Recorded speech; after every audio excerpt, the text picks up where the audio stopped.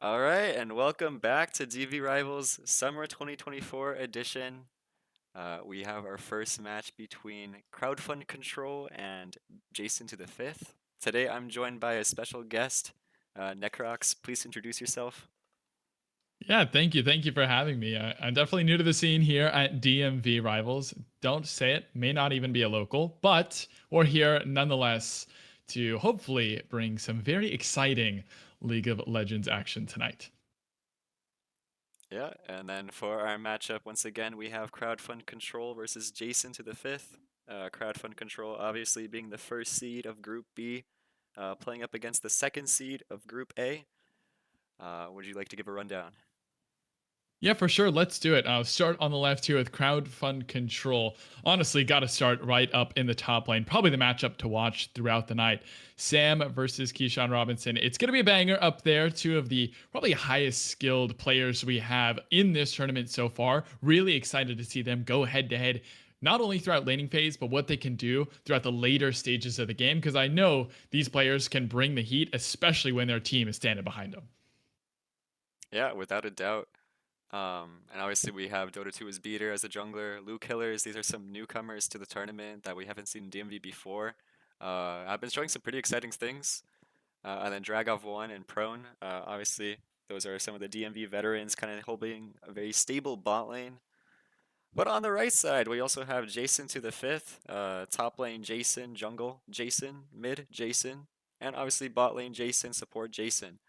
I think Jason's really been outperforming this tournament as well.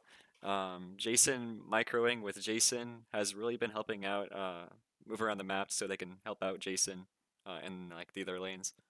And so I think they've been working together well as a pack. But in all seriousness, I think they've been doing some very nice like death ball comps where I think it's really hard to play as a cohesively as a team, especially with the setup that they had. They've only had a few weeks of playing together.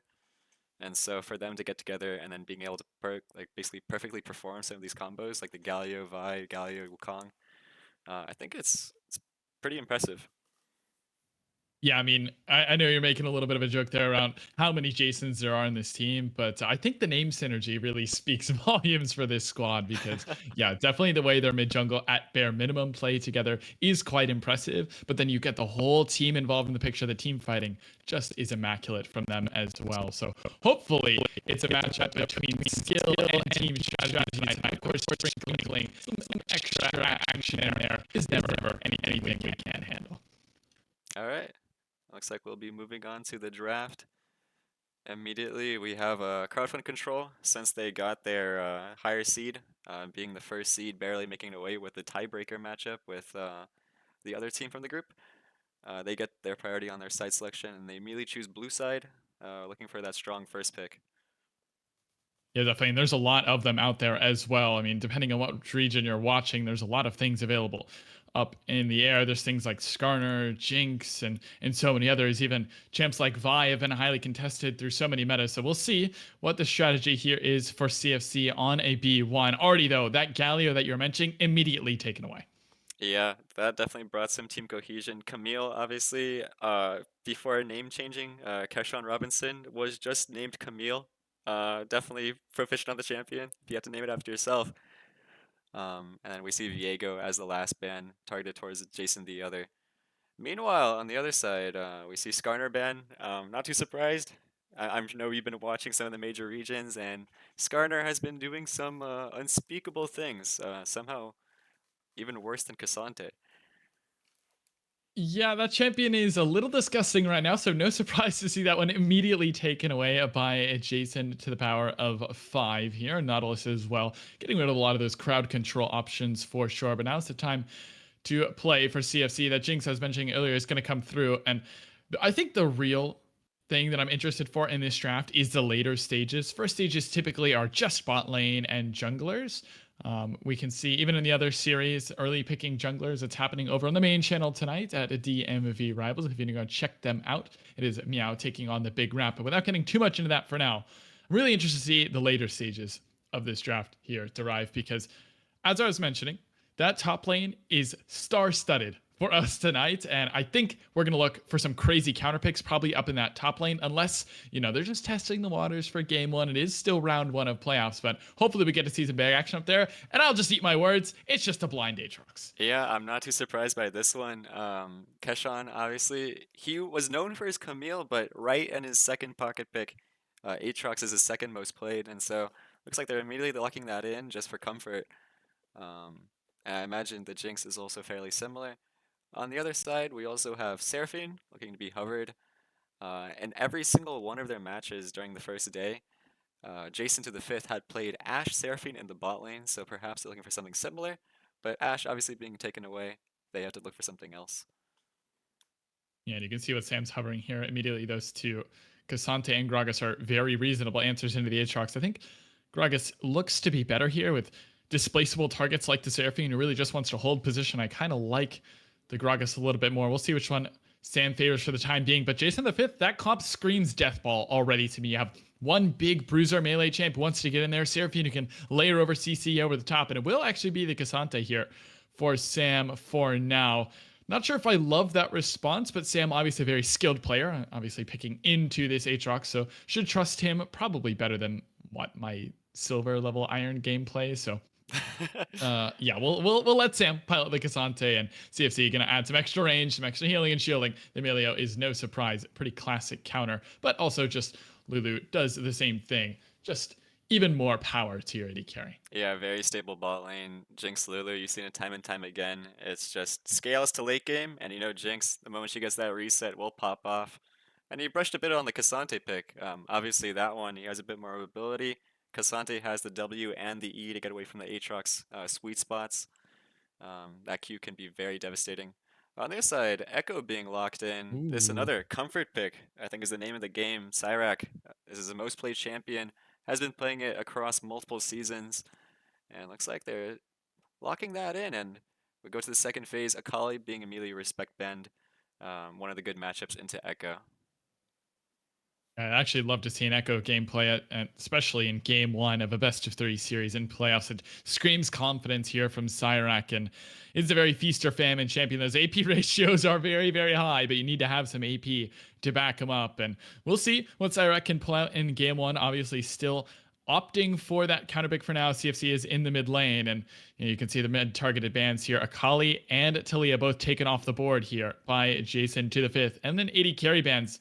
No question about it here for CFC Sivir. And then debating that last one, which one they want to take away. Varus is a very strong option, even more crowd control to offer to the squad. A little bit of extra range, probably playing away from something like the big threat of Cassante, but we'll see what they want to do as we head into our second phase. Yeah, it looks like Steel Tips is being targeted here. They're considering what ADC to ban. They do have Jinx Lulu as a very stable lane, but with another farm lane probably at the hands of Red Team, they have the Seraphine already. I'm curious what they're going to choose right here. They have the option to go for something a bit more aggressive as well. Seraphine can play that more poke style, and looks like we see immediately that Yeah. with the Ezreal lock-in. Yeah, I actually really like that response here. Ezreal, I believe, just recently buffed as well on this patch, so should be a little bit stronger here into this Jinx Lulu. Probably going to force this Jinx into a fleet footwork game, which just reduces her trading power just ever so slightly, losing out on that PTA. And now the response for CFC. They're going to have to round out their comp here, and I like the melee in the mid lane, and you definitely need some more power in there with a Cassante. Still needing a jungler, though, along with this Silas pickup, but definitely a good option when playing into champs like Echo and Seraphine with such powerful ultis. Yeah, you do have those ults available. Ezreal ult and Seraphine ult, obviously very impactful into the late game. Ezreal ult having a huge AP scaling. But yeah, you wouldn't say exactly that Echo ult is too useful. But just because of that lane match of Silas being able to W Echo basically whenever Silas or Echo goes in, uh, basically gives him leverage in trading. And we see Xin being locked in on crowdfund control, going over to the Dodo is beater, looking to get that skirmishing going, playing around that Silas. That will be a Xin Zhao lock here for CFC. A very reliable champion, to say the least. And Jason the Fifth now having to respond with a jungler in kind. And Vi is definitely an option, has been highly contested throughout almost every meta here recently, and will be locked in. A nice, easy engage button. And you pair that over with the Encore from the Seraphine. could be quite dangerous for them. But with all compositions locked in, all 5 champions for either side here to arrive at. Now I got to hit you with a big question. If you're going to take one of these drafts to pilot into a game 1 in round 1 of playoffs, which to you screams like a better chance to win? Oh, I definitely take crowdfund control. I would say it's just the easy cookie cutter, competitive style. You have your classic scaling 80 carry. Meanwhile, your mid jungle, skirmish heavy, very safe and reliable as well. The Kasante in the top lane, I imagine Samanusuke happy with that one. Gonna be a rock for his team. Guide their team to the finish line towards mid and late game. Make sure they get there.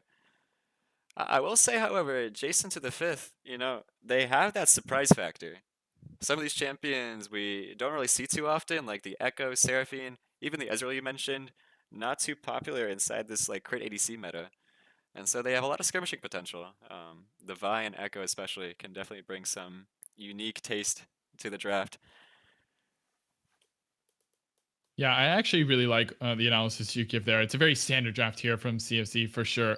Jason the Fifth, obviously, as you were saying, some unique champions, but there is always that potential to outplay, right? You have lane pressure in almost every single scenario here.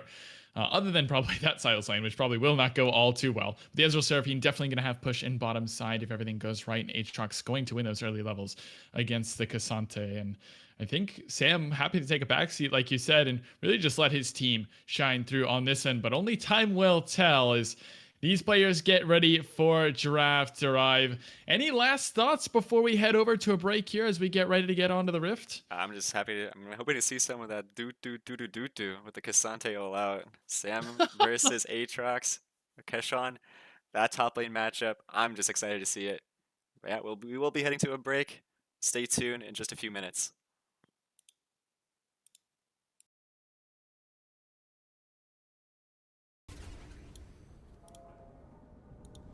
Hello and welcome back to DMV Rivals. We are in for our first game between Crowdfund Control and Jason to the fifth.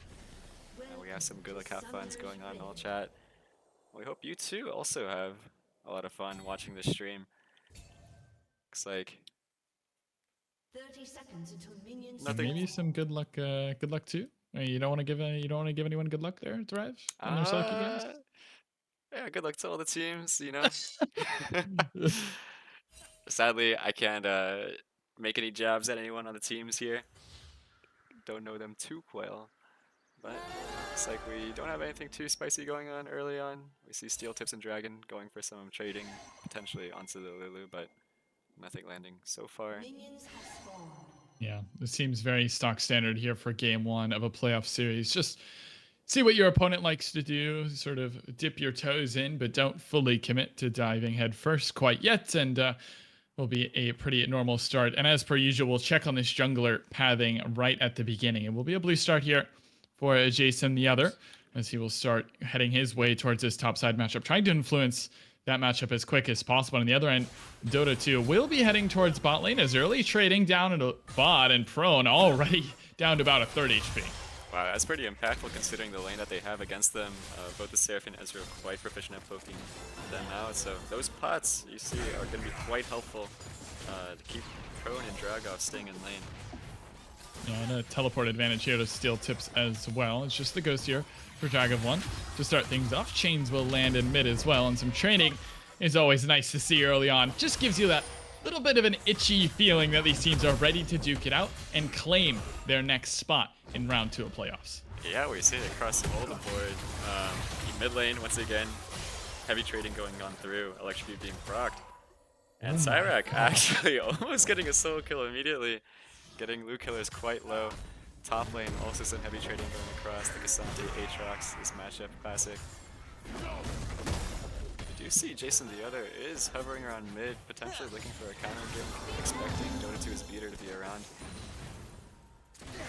Yeah, trying to influence these lanes now, because the more blood that's shed in these lanes, the hungrier these junglers get to try to influence as quick as they can. And Luke Killer's really playing on the edge here. Needs to be careful. Could get solo killed under assert if he's not ready for it. Of course, that Kingslayer will give you about 200 HP back, depending on the timing. And for now, junglers just headed to their other quadrants, and with the way this top lane's going, Sam should be safe, but I'd be worried if Steel Tips TP's back out here to bottom lane. This spot lane could go bad, but it's a solo kill in mid instead. Cyrac stamps his name in playoffs. Welcome to round 1, buddy. Yeah, it was just as simple as that. An EQ forward and immediately with that W execute passive, getting that kill down immediately onto Blue Killers. And yeah, we're seeing the comfort kind of shining through. Cyrac, despite having most of his games on Galio, one moment you have him unleashed onto the Echo. He immediately gets a solo kill, level 3. Really well played there. Cyrac and will TP back out to mid as well. And first blood already claimed 3.5 minutes into this game 1. And now the doors are open and we'll get our first bases here probably for our junglers. Things will calm down for a minute, but I think that really will help this mid lane out quite a lot. And I think that's going to put a lot of pressure here on Dota 2 as Beater trying to find anywhere to make a play. Yeah, I was going to say, I was surprised that the junglers didn't just come mid earlier, but looks like the jungler's not needed. But we do see both junglers just hurting crabs, both just playing relatively stable. Dota 2 is Beater hovering on the bot lane, making sure that happens. Top lane meanwhile, once again, heavy trade, but Samanusuke actually goes forward. Yeah, trying to get the better of Hishan here, and the 1v1 is still progressing. Sam needs to be careful. His health bar is going low. The ghost is going to be popped. Actually stepping back into this fight. It's so close. Flash away, but Sam doesn't have a flash of his own, but the auto is in, and Sam takes him out 1 for 1 now on the kill feed. Man, that was neck and neck, but bot lane as well. Okay, never mind. We did have some Ezreal shifting forward, but top lane, that is the matchup. Look how close that was. 100 HP to 100 HP, neck and neck. Bot lane. That's a lot of heavy trading. You can see Cyrac just hovering down towards this bottom side as well. Dragon and Prone need to be careful here. Probably will respectfully base at this point and come back with their wave pushing out to them.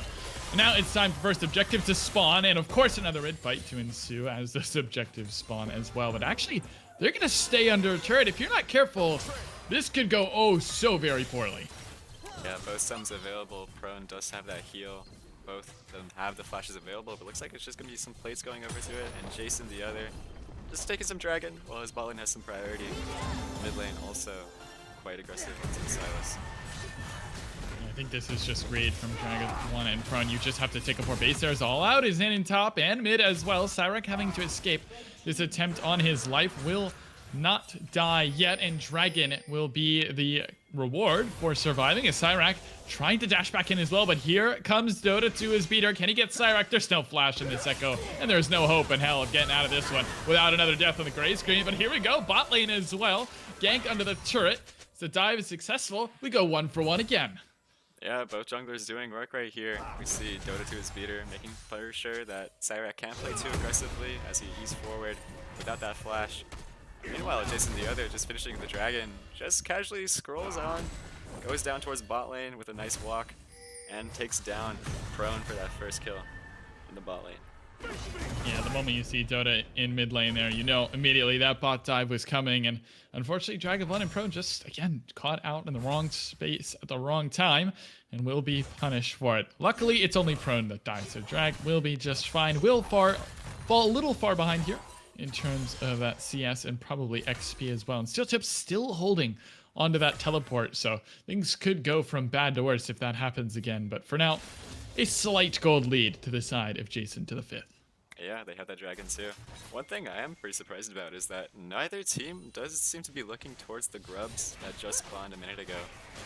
Both bot laners, usually when you see they both have the reset timer, neither of the supports actually roamed up towards the grubs, so it looks like it's not a huge priority for either team. Both teams just want to make sure that the bot lanes get as much CS as possible, grow strong,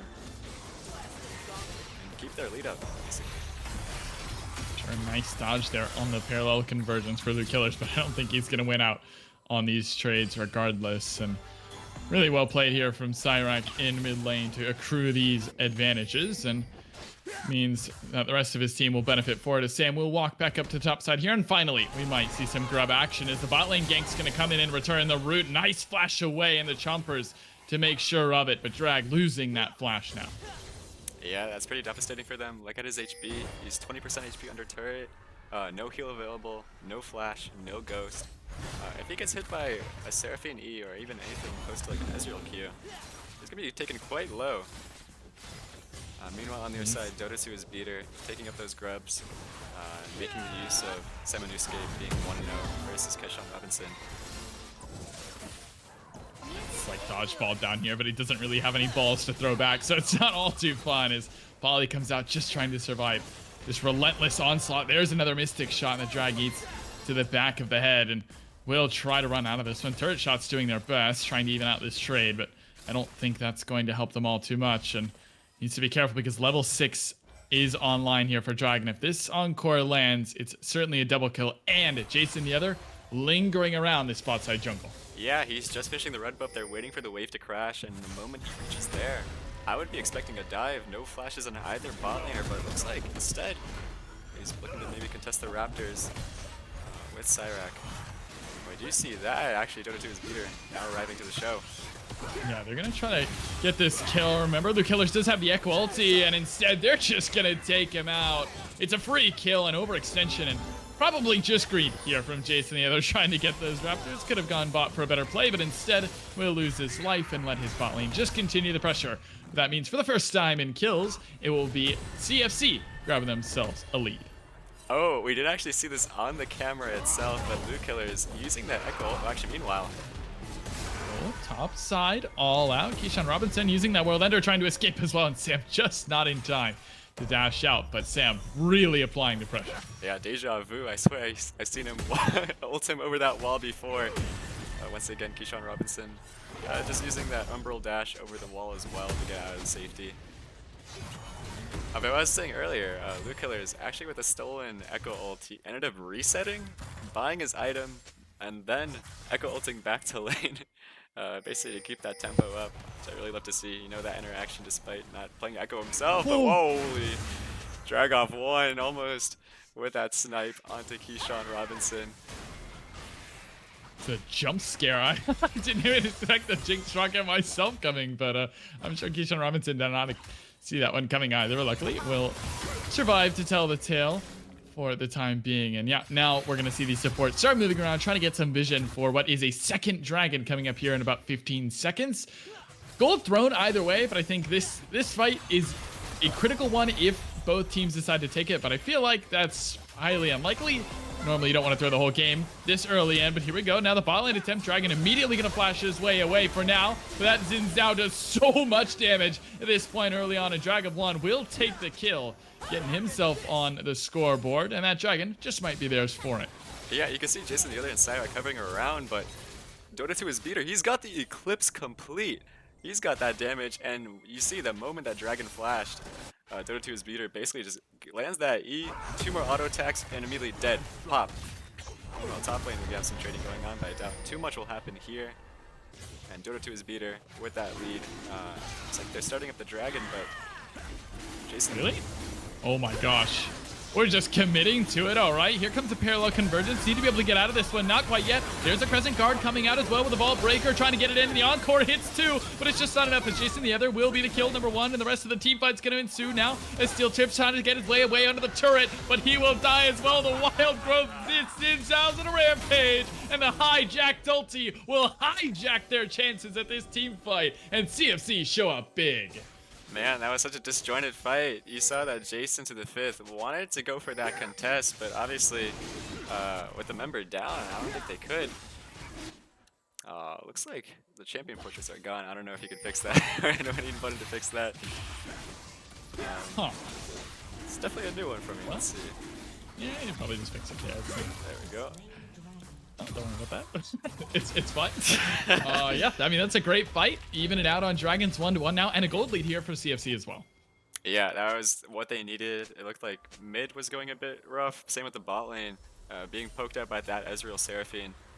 And now Dragoff 1, pretty comfortable looking towards this first item. And Blue Killers, I will say, after that first solo kill, really coming back strong, 3-1 now. Basically landing every single chain. Meanwhile, Jason the other looking for that grubs, but it looks like crowd control will not let him have it. Right as well, Cyrax here. Jason the other going low. Doesn't really have a way out. No flash. Uses a Q just to secure the grub. I'm not sure that was the best decision ever. Now Crescent Guard is in. Yeah, you might get prone, but where's the rest of your team? Prone still had flash. They didn't track the summoner, and Keyshawn, man. Oh, I don't think he's getting out of this one. It's a hell of a champion to survive that long, but Luke Killers will end his world and a 3-0 team fight and the objective to boot. Yeah, really good response by Crowdfund Control. They don't have vision of the area, but they just knew that Jason to the 5th was on it. And with that support coming up, Luke Killers and Dota 2 is beater. Really just strong at the moment. We're able to take any scrapping fight that they could, and we're kind of seeing the power of the duo right there. Basically being able to take up any fight that they want, and unfortunately for the side of Jason to the 5th, they lose the grubs and they lose the fight.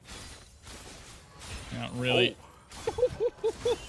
That's gotta be single-digit HP. That's so unlucky for Steel Tips not to be able to grab that kill, but Dragon 1 is just barely able to survive, at least for now. The rest of the team is coming down. Sirak could hop over this wall, but I don't think he's going to get there in time. And so instead, it will just be bottom priority here for the side of JSN. And we'll bring the rest of their squad over, see if there's anything to contest here. But no, we'll just relieve some of that pressure in bottom lane.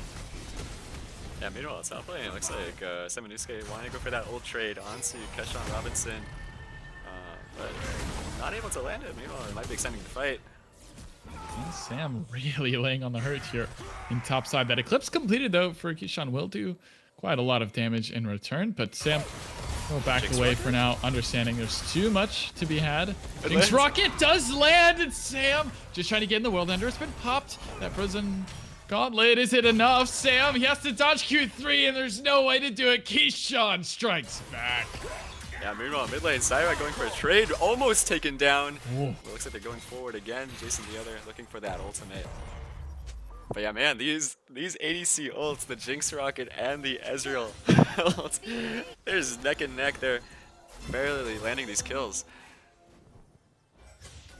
This is why we say AD carries a weak role, because the ults don't kill across map. And now instead, maybe a bot lane dive, but I think this one might be a little too ambitious. Well, if you bring Luke Killers down 4v2, it does seem like a good option. Instead, we'll channel the recall, just maybe reconsidering here, as Dragon should be up here relatively soon, within the next couple of minutes or so, and Herald now online, so probably reprioritizing those neutral objectives. Yeah, they're playing it safe, obviously, with the Dragon in a minute 30 seconds. Bad to take any fights right now. The TP in mid lane. Looks like Luke Killers barely gets it out there, but Dota 2 is beater. Looking to maybe take the Herald. Actually a really important base top now, because Prone won't be able to show up to this top Herald fight, so he's not going to test his timer. But instead, I don't think they're going to. We'll just opt to settle the score for now. Just channel those recalls. Prone will now head up towards that Herald. We'll see as Dragon comes to the base here. Does he head in the same direction? For now, the answer is no, so it doesn't look like a contest on the Herald, but maybe Dragon priority instead here for the side of Jason the 5th. Yeah, top lane once again, they go for the ults. And Sam looking for that all out once again. And look at the damage! Dota just slaughters him! Yeah, that wasn't even a fair 1v1. The moment Dota 2's beater comes into play, you can see it with the Eclipse still early completed. Now with that Tunneler in inventory, easy kill right there. And looks like they will secure the Herald, but Dragon, 30 seconds left. It looks like they will be able to secure the Herald and maybe even walk down for that contest. And instead, just some trading in bottom lane, and we'll reset for now. But Dragon here in 13 seconds. These resets are pretty late. I don't know if CFC really needs to contest this team fight. They can't get any vision. They don't have any way in. Instead, grabbing that Herald, is there a cross map maybe to be had? Maybe this top tier 1, but yeah, I think they're going to call this one off, thinking better of it, realizing this Dragon's probably just gone. I would really like to see Dota 2 go up to top side here, use that Herald, maybe even be able to crack 2 turrets. But instead, we'll just walk bottom, maybe thinking about a late contest? Yeah, they do have the items for it. Looks like Dota 2's beater might be looking for a steal, but unfortunately does not actually go for it. I think maybe they weren't thinking that Jason to the 5th were going to start the Dragon immediately on spawn. They opted in for the resets and tried to go for a late contest afterwards. But yeah, they did have the items available. Molly and fight. Okay, Encore is gonna hit. Here comes Wild Growth as well, just trying to keep Prone alive. The damage is pouring through. Flash away as well. Here come the teleports. The Xin Zhao has arrived. The wind does not become lightning. And I mean, Dota 2 has got to waddle his way out of here for now. Another parallel convergence gonna come down into the turret. It should fizzle out as that wave is cleared. And instead, Dota 2 is going to decide to go on in. There's the Echo ulti, regaining some of that health, but the healing and the shielding for this Lulu is just too good for now to force any of this fight any further. Dota 2 still thinking about it. The Arcane shift away from steel tips, but there we go, just immediately flash following, and Dota 2's beater is gonna slay another one. Here comes the Crescent Guard just trying to disengage for now. Teleports now, for the rest of the team are coming in top lane, looking to re-engage this fight. Prone is gonna be kill number one. His world has been ended as Keyshawn Robinson shows up, making his impact in the fight, but here comes his Zinsao once again, and Sam is here as well. The team fight wins for CFC are relentless. Under your turret, be damn CFC, slaughter him.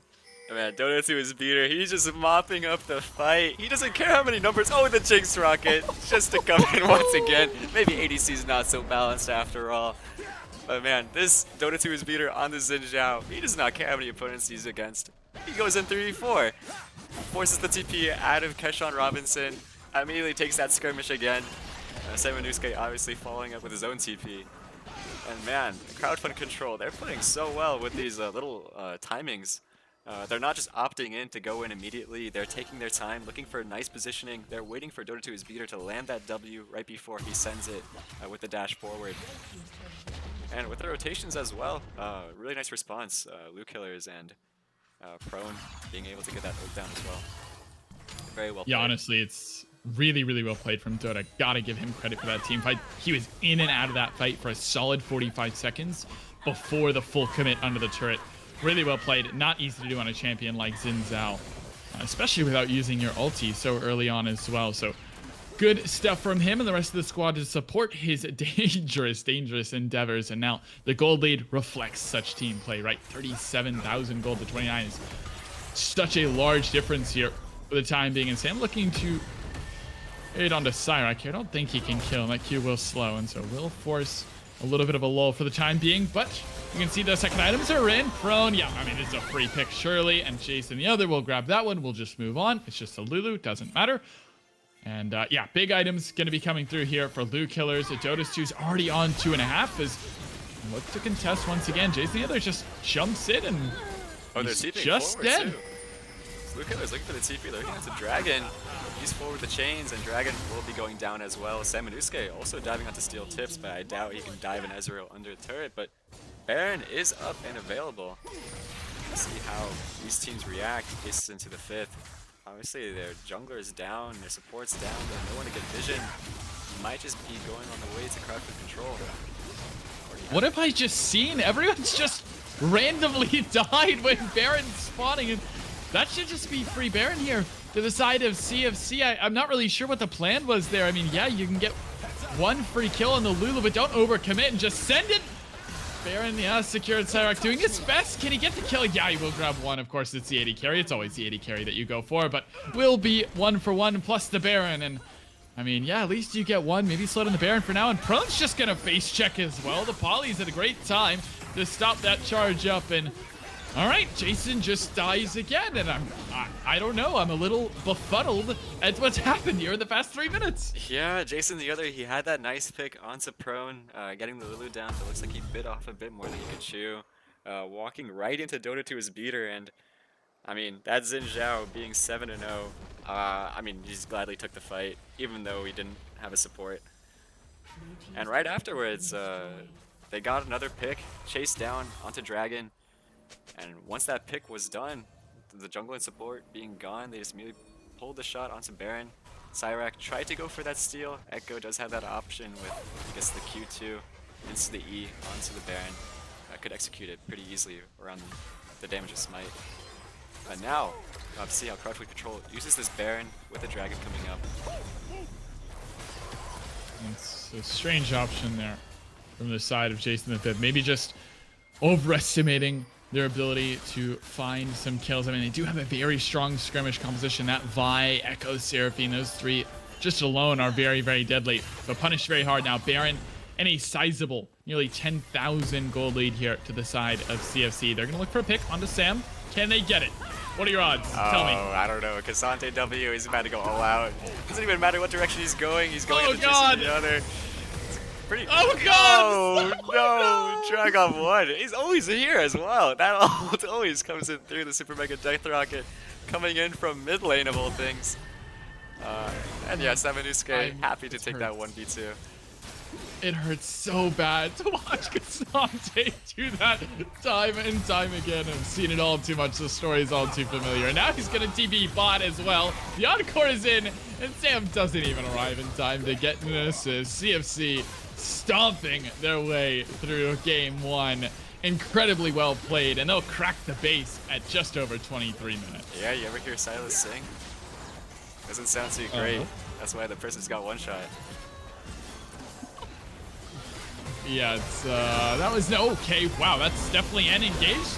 Flash Encore will hit onto 2, but the damage just isn't there for now. Dota 2 is just leaping into the enemy team, 1v3 under the Nexus turrets and trying to re-engage. The flash away from the E2, the abduct will not land, and Steel Tips is just arcade shifting into everyone, and they're gonna get 1 kill, but it's not. That boat comes through.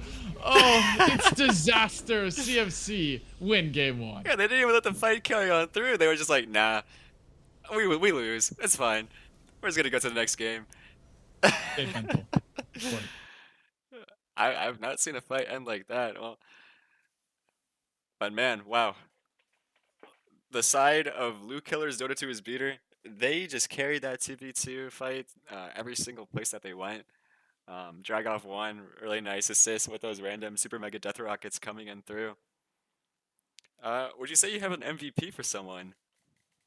I mean, is it really a question? I don't I think think so. Dota played absolutely immaculately and deathless 7-0 and 10 on Xin Zhao is very hard to do. And I think he had a great influence on the early game. I think he even played even better in some of those mid-game skirmishes and late game. I mean, yeah, you're so far ahead, but still engaging for the team, finding so much extra damage, pushing the limits of this champion to their maximum. Dota, hands down, got to be my MVP for this game. Yeah, without a doubt. I think it really speaks to something when the jungler has the highest damage inside the game.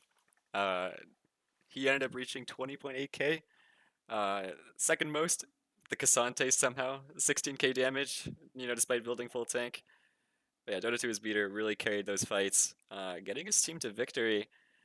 And we'll have to see how the side of Jason to the fifth adapts going to the draft for game two. Given that they did lose this game, they do have side selection. And so we'll Mhm. see if they opt into either that blue or the red side. Maybe they'll do a run back. We'll have to see. Yeah, definitely. I'm interested to see what the response here is from Jason the Fifth because it feels like the early game wasn't all too bad, but things started to fall apart pretty swiftly there entering the mid game. We'll see if it's a different draft strategy or just a gameplay difference in game 2 for Jason the Fifth. But don't go anywhere. We'll be right back after a quick break. Grab your popcorn, grab your soda. The series and playoffs will continue in just a few. We'll see you then.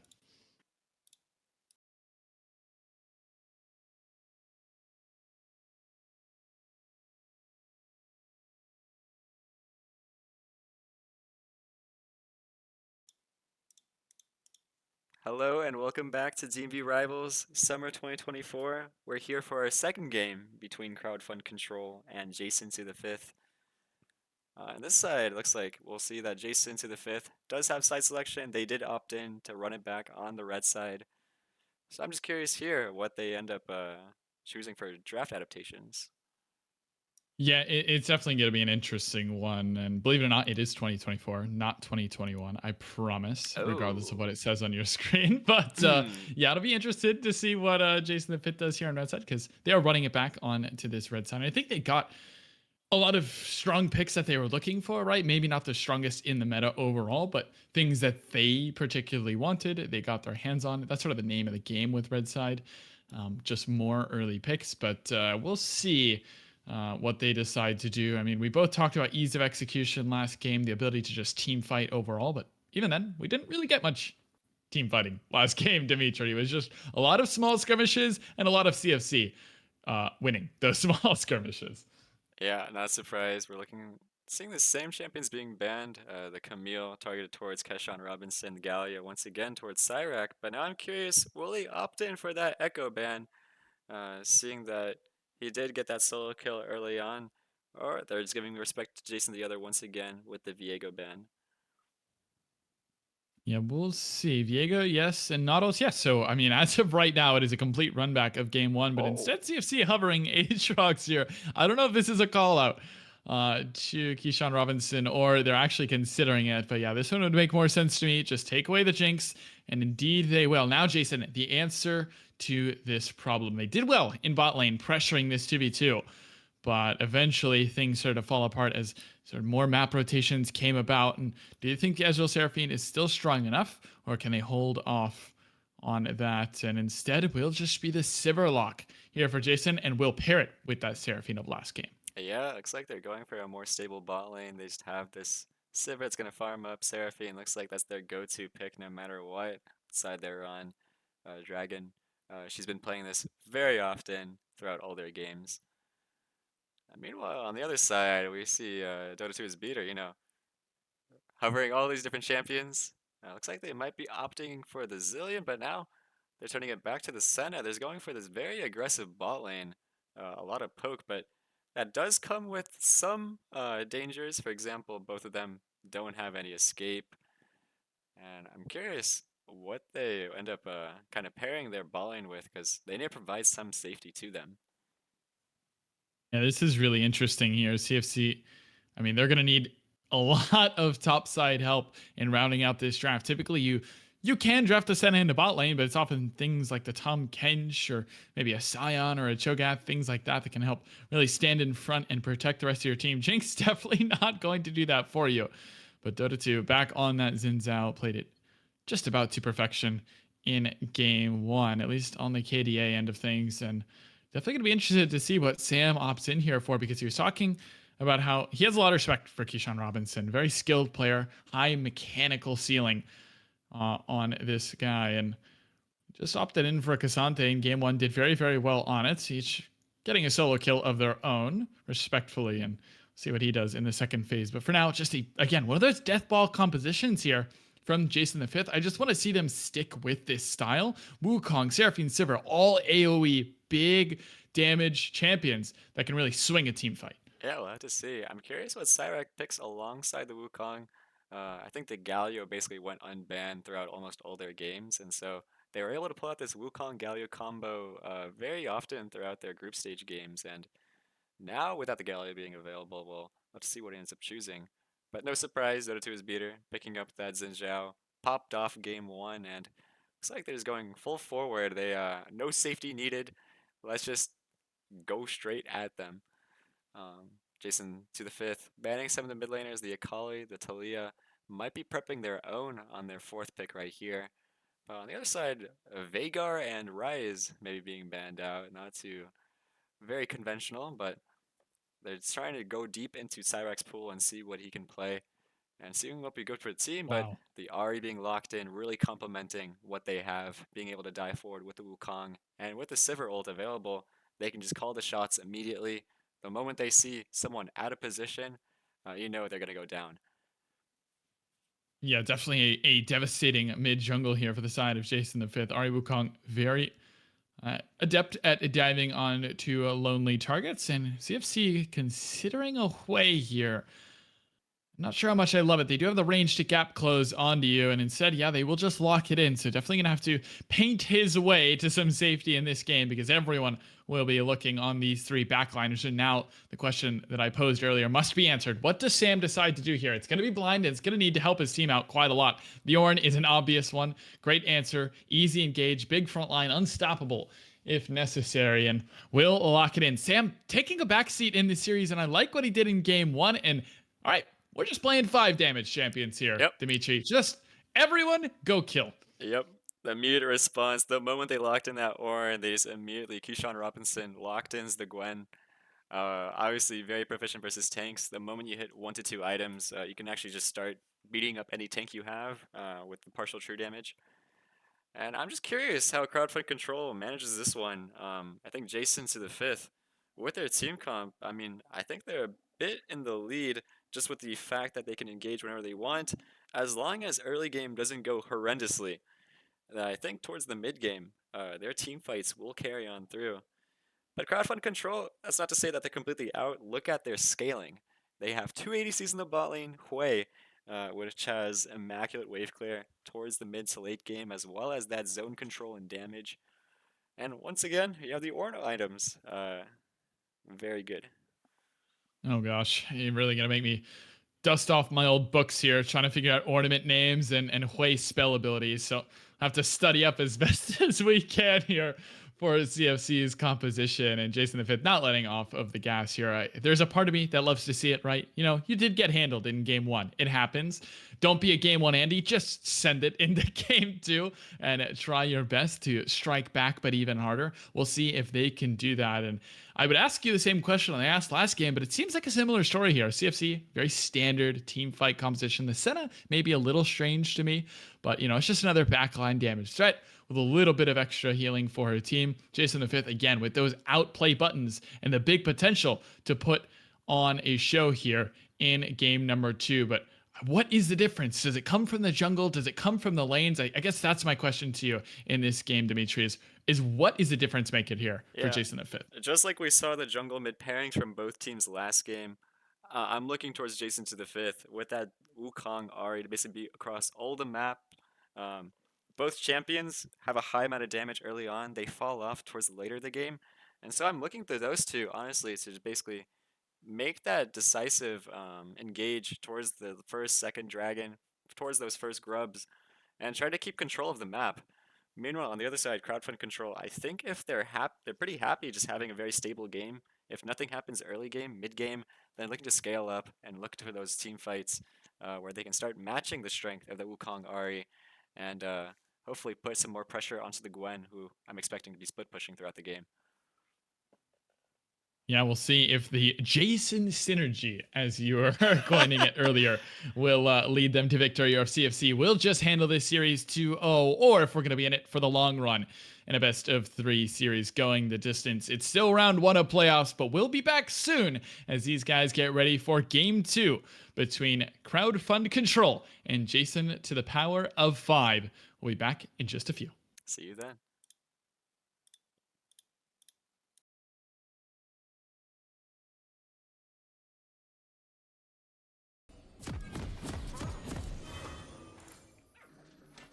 Hello and welcome back to DMV Rivals. We're here for our second game between Crowdfund Control and Jason to the Fifth. Looks like Jason to the Fifth looking to come back from their first loss against Crowdfund Control. Crowdfund Control being 1-0 Summoner's Rift. this time around. We'll see which Jason is the game changer this time around to arrive, and very excited to see how this playoff round continues. As a quick little update across the league, the other Twitch stream has concluded. DMV Rivals on their main channel. Their series has been a 2-0. Big Rat just swept the series pretty handily over Meow Meow Meow Meow. That is not a joke. That is genuinely their name. I Oh, you don't missed a get meow paid right enough to there. say that, but oh, sorry, my Yeah, there's apologies. 5 meows actually. Oh, Uh, good lord, say they I make think you it as gotta hard put as some respect on possible on them. us. You know, they may have lost, but I'm sure they'll come back, grow stronger in the losers bracket. Add one more meow to the name, and maybe that'll do it next time for them. I think that's the key to winning. Or add one more Jason to the team. I think I think they should get like a team mascot, probably being a cat. I think that's really what they're missing. maybe, but for now, it will come down to the gameplay, unfortunately. And my eyes definitely on this Senna as well as the camera. I want to see how this one plays out. As saw Jinx last game, did just fine, I would say. Had definitely pretty standard impact for a winning team, and Senna so far obviously going to be very powerful in these early levels, able to trade pretty effectively.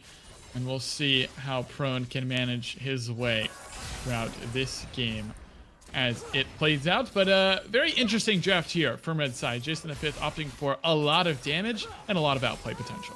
Yeah, without a doubt. Eyes on the Wukong Ari. Both the Jasons here looking to get their skirmishing going. It looks like on the side of crowdfund control, we see in the ball lane immediately quite different from the first game. Prone and Dragov 1 opting in for the Jinx Senna for a more aggressive trading. I think they're tired of playing the Jinx Lulu and just kind of sitting back, getting poked down. Now they have some more control in their own hands. They're going to get some trading onto Steel Tips and Dragon. And both ball laners probably going to be pretty skirmish heavy considering they're double ranged. This is definitely going to be a heavy trade lane in bottom side. Junglers will be doing just about the same thing they did last game, heading in opposite directions, with JSN the other heading towards top. And Dota 2 is beater going bot, but instead Prone taken very low. That heal quite critical in that bottom side, trying to keep Prone alive and maybe just overstepping his bounds just a little bit, but will be okay for now. Especially with his jungler coming to help and fleet footwork and Seneku's doing as much as they can to keep him alive, but does need to be careful. There is still a lot of trade potential here from Seraphine and Simmer. Yeah, I'm actually kind of surprised that JSN the other opted into pathing towards top lane into the Ornn. Looks like they will just be trading crabs, perhaps with the expectation that maybe he won't get that bot lane prio. It's be like a bot crab. Go to his beater. On the opposite side, take the bot crab himself, will be spotted on the ward. Mid lane, however, going fairly even. Luke Killer's walking up for some pretty nice trading, honestly. Hasn't even burned a pod, but is full HP. Meanwhile, top Actually lane. surprised they don't go top here. JSN the other, I mean, the wave's pushing out. This is gonna freeze. I feel like this could have been a good opportunity to grab Sam's flash, but instead we'll just recall, looking for a little bit more tempo here, maybe even trying to help his bottom lane survive this relentless push that is a Senna lane. And we'll just recall for now, and Dota 2 is beater will do the same. Sam looking to trade his way into this one, but maybe looking to trade his way out is Keyshawn Robinson. That Conquer is fully stacked, still snipping away. Sam flashing away from that 1v1, and now JSN the other lurking, smelling blood in the water here in bottom side. Yeah, the moment Keyshawn pops that ghost, you know that he's gonna fully commit onto the fight. Seminusuke taking a early flash, making sure he doesn't get too low. Looks like once again both junglers will just be power farming through the first camp that they started. Both Gromps being taken down right now, but all lane being quite low. Dragon and Steel Tips needs some covering from JSN the other to make sure they don't get dived. There's a chance that Dota 2's beater could be down here. They don't have too much vision outside of that one ward inside the pixel bush. Yeah, I mean, tempo-wise, definitely going to be probably on the other side of the map, but you can never be too safe as Prone tries to stop the recall. Good attempt there, but not able to do it, and instead will just be a 4-base timer here for Steel Tips and Dragon. And will just force them to lose a little bit of farming. You can see that CS lead will be pretty substantial here in bottom side. Demolish will be procced here for Keyshawn Robinson, who's having a much better time in this top lane 1v1. Yeah, not too much happening in the early game, but I think it's kind of expected. The moment that we see some level 6s coming in through, however, like the Wukong ult, the Ahri ult, even something like the Xin Zhao ult, I'm going to be expecting a lot more fighting happening around these objectives. And as we say that, Dota 2 is beater.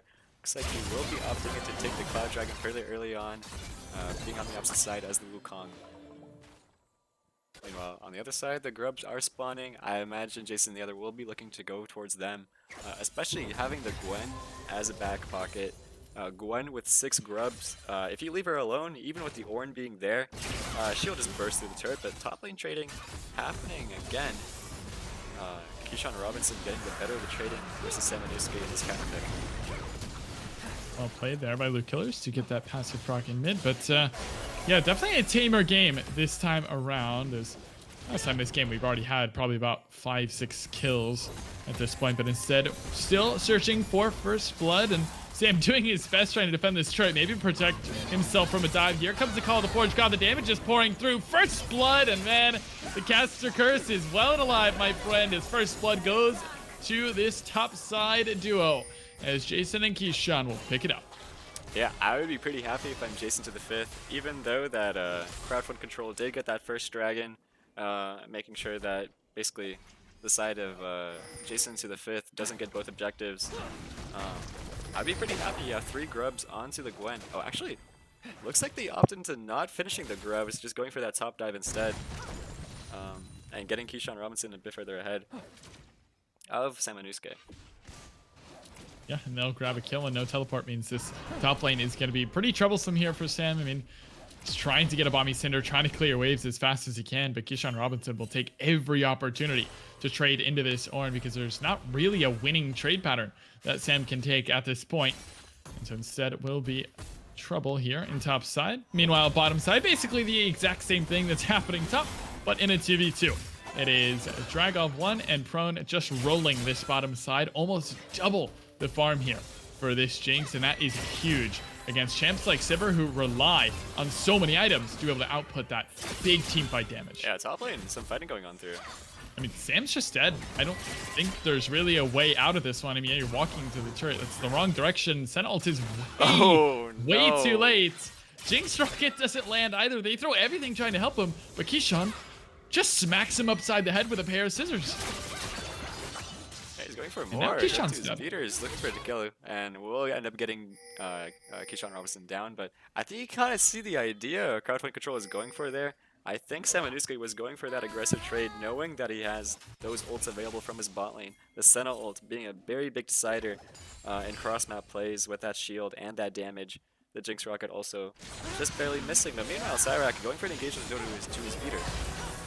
Cyrac looking to contest Grubs while bottom side's looking to fight as well. Cyrac here with this Wukong coming in for now. The Cyclone's going to be flashed away from. Well played. Luke Killer's now looking to join the fight. Bottom side's getting pretty hefty as well as Crone's trading forward. Meanwhile, in the Grubs, it's going to be Jason the other securing the final one. Charm's not going to land. And here comes that untethered ground. Will not find any more damage. And CFC will walk away, respecting.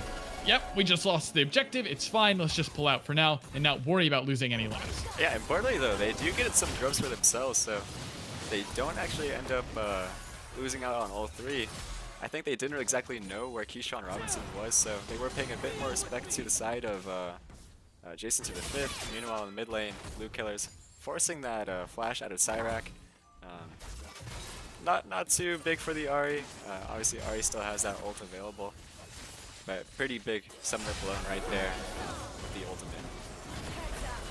It just makes her engage that much easier to predict and try to flash yourself if you're Dragon 1 or Pro on these champions who definitely are in threat this game, or maybe even the Killers if there's an attempt on his life at some point. But for now, still relatively calm. A lot of action, but not too much gold handed back and forth. Just about 400 gold lead here for the side of Jason the 5th. In about 10 minutes, I think that's as best as you can get here.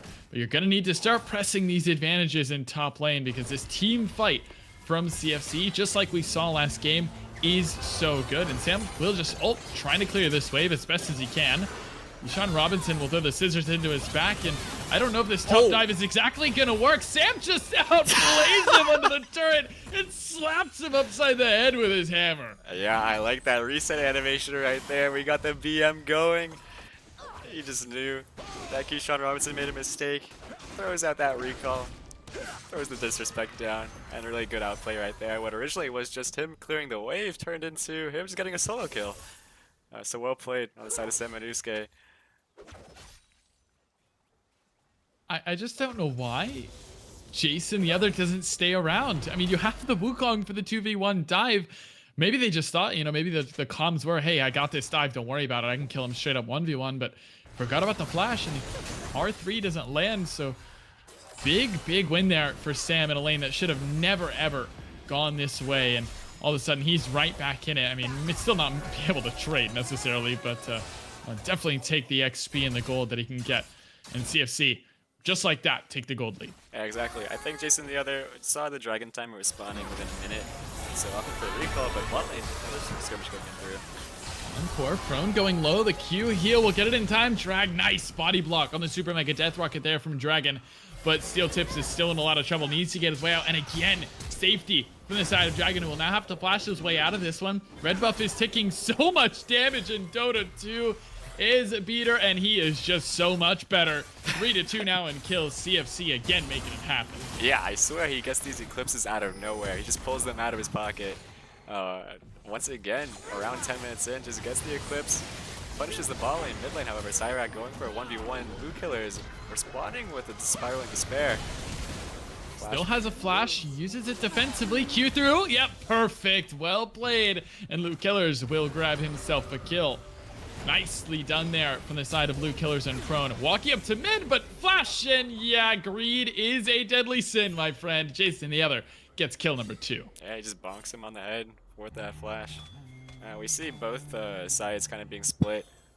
Crowdfund Control opting to go more towards that bot side, goes to his beater, going for that dive. Meanwhile, Jason the other went up towards top lane, was looking to see to set up the dive maybe towards the top side or set up for the grubs. These second grub spawns, I'm expecting them to play heavily towards that. Considering they do have the Gwen, whenever you have a team that is very potent split pushing and side laning, grubs are just very important for that team. Not only does it get you ahead in terms of EXP and gold for your jungler, but also that side lane threat, those turrets will melt like butter. Gwen especially with that scissors, you know, basically a knife going down. And as we Basically a see pair of that, yeah. scissors, I think. It might be an apt way to describe it. But yeah, they will grab the grubs as you were alluding to, and maybe even more threat here on the top side is just will finish up those grubs and grab themselves 4. Not quite enough to put them over that critical threshold of 5, but will definitely be helpful in the later stages trying to knock down those turrets. And as we crest 14 minutes here at Derive, I'll pitch you one more question.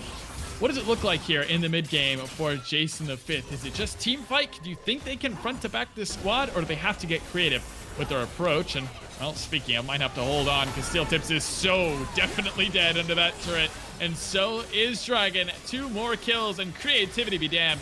Just ram it under bot lane and grab 2 more kills. Yeah, honestly, at this point, I would say if the game is a bit more stable, then maybe they can rotate the Wukong Ahri around to basically play around their bot lane, and kind of leave Gwen alone onto the side lane. But in this case, JSN the other actually looking for a small trade. He has the ult available, Cyclone coming through. Not sure this one works. The whole team is here. Where is the rest of the damage? It's just not anywhere near. This seems so overforced. The flash doesn't even get him to safety. And JSN the other just has to watch his mid laner die. Re-engaging now? The Spiling Despair is going to be popped and the damage follows through. Here comes the teleport. Maybe Keyshawn Robinson can clean up a couple kills here. The snip is snipping his way through the team fight. And now the damage is pouring through. Double kill. It's a triple. Keyshawn Robinson. Those are no safety scissors. I've seen that one before. That Gwen cuts him up. Man, what a TP. Yeah, what looked like a kind of strange engage right now. They looks like they were just buying time for Keyshawn Robinson to get that recall off, get the hunting guys, and then go for that base and TP into the fight. And considering that Dragov won and the rest of the team continued to push forward, looks like Keyshawn Robinson was just going for those snips, was able to take down 3, and that's pretty big for the side of JSN to the 5th. I was gonna say, I think their game plan would probably be basically playing towards Keyshawn Robinson, making sure that he has a nice time in the side lane versus Samanusuke. Considering the rest of the map was basically imploding. But now with him getting 3 kills, already completed, would you remind me what that item is? Riftmaker? Riftmaker. Yeah, exactly. Yeah, he's just gonna be melting any opposition he has. What rank are you, by the way? Unranked currently, but that might be why. Peak rank? Peak rank? Peak rank, Master Speak. Crazy how that works, right? Crazy. Yeah. You know, you forget your item names sometimes, you know. Hey, maybe I'm building an 80 your item hands on must my be 80C. so good. You are in touch with God. If you cannot get away with knowing item names and be Masters, man, your skills gotta be so much better. But you know, maybe some of the skill will rub off. I'll just say that maybe why it might be eliminated early, but as we progress through the game, we will see Keyshawn Robinson going for this turret. 1v2 actually. Yeah, here we go. Is there enough damage? Not even close. Keyshawn Robinson will die. Here comes Cyrac trying to reinforce the squad, but there's no more squad left. And now the Cyclone will be popped. Dota 2 is Peter looking to turn this one around, but not able to do it. And JSN the other will grab his third. 1-for-1 here in the top side. Teleport committed though by Cyrac. Yeah, well played from both sides. Dota 2 is Peter went for that counter engage. Saw that Keyshawn Robinson wanted to go for that turret, but JSN the other kind of popping behind, making sure that he can respond and get that trade going. Dragon spawning in 15 seconds. I'm curious how both teams respond. We see Blue Killer's already pushed heavily out through the bot lane. Seeing how no one is matching him. Having a pretty nice time to himself getting that farm lead. 144 CS.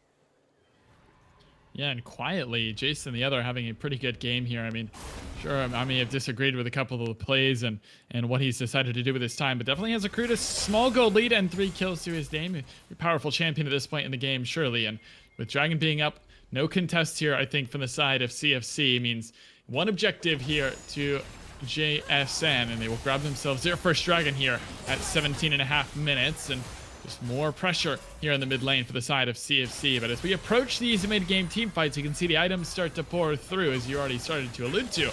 That Torch and Kraken Slayer, Static Shiv, things like this are just the start of what could be a much closer game in game number 2 here in round 1 of playoffs. Yeah, I'm looking towards these Jinx and Hwei items especially, the longer the game goes on. Basically, they can start one-shotting people. You only need 4 auto attacks to bring down the Seraphine or the Sivir. Even something as simple as the Ahri. But yeah, Keyshawn Robinson, already 2 items complete.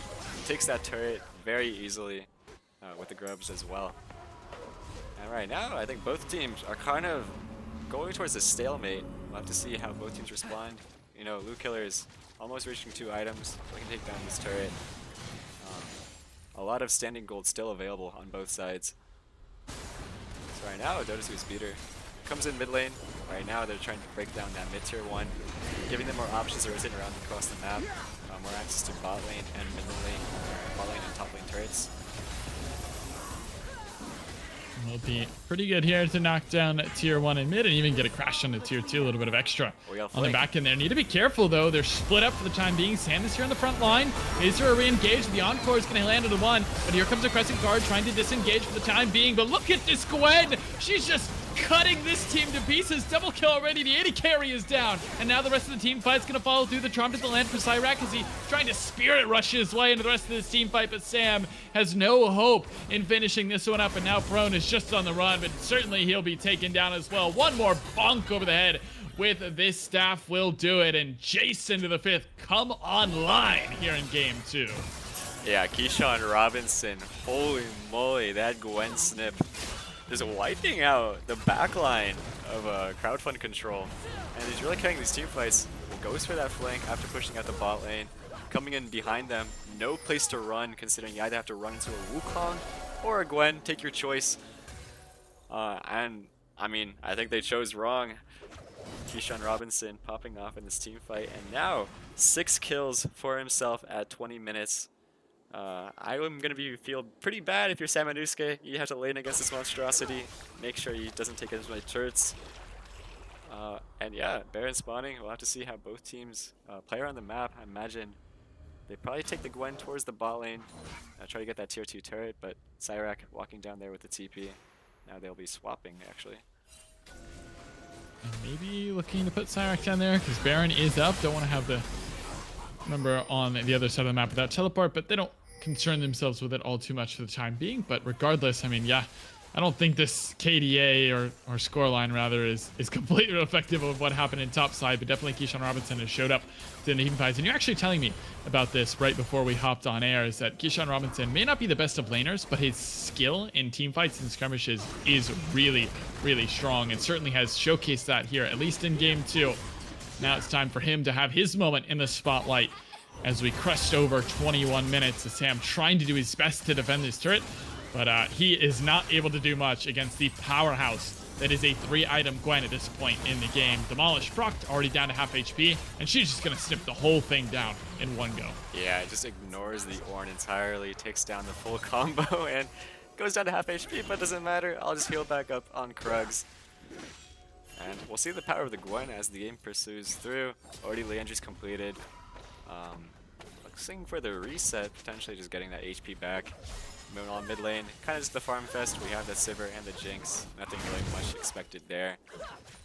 But I have to see, maybe crowdfund control could get something on the top side. I think with the Gwen not having the TP available, you could go for some of those TP plays, or not TP plays, but like TP plays towards top side, and maybe secure the Baron for yourself. They do have that window, but unless they do something, or if they don't do anything actually, then the game will slowly bleed over and the Gwen will continue split pushing. And this is sort of my concern with the Senna pick in this game. Prone, while did have a lot of extra pressure in lane, I don't feel like is providing all too much to their team right now. Not because you can't do the damage. I mean, Senna definitely is a champion that can pump a lot of damage if given the space and time, but more because of the way JSN is drafted. Everyone on this team is a threat, and typically the best counter to threats is not more threats of your own. It's utility champions that can deny such a dive, like a Wukong and an Ahri just looking to dash their way into your backline, or Gwen just trying to snip away at your whole team. Maybe something like, a Renata or Amelia or a Lulu could have done better here, but instead, opting in for more damage hasn't worked out yet. But I'll reserve judgment until what could be a crazy Baron call here by CFC. They're not on vision. This Baron's going to go down. If the likes of JSN5 don't get over here, this could be disaster. They don't know. They don't know. This is fully cleared vision.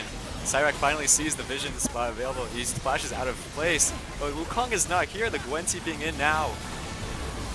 Encore is in. Here comes the Ram over the top. The smite's going to be secured by Dota 2's beater. Looking to get the team fight rolling now with this Crescent Guard. But Keyshawn Robinson's on a rampage. And now the carries have to scatter. Luke Killers will die as well. It's 2-0. But Baron secured. Make it 3. JSN5 will gather 3 kills. They will not get the Baron. And it's only Drag1 and Sam who escape with their lives. Yeah, pretty even trade considering the fact that 2 get out. They might be able to use this Baron to their advantage, but I mean, more kills going over to Keyshawn Robinson, another 2.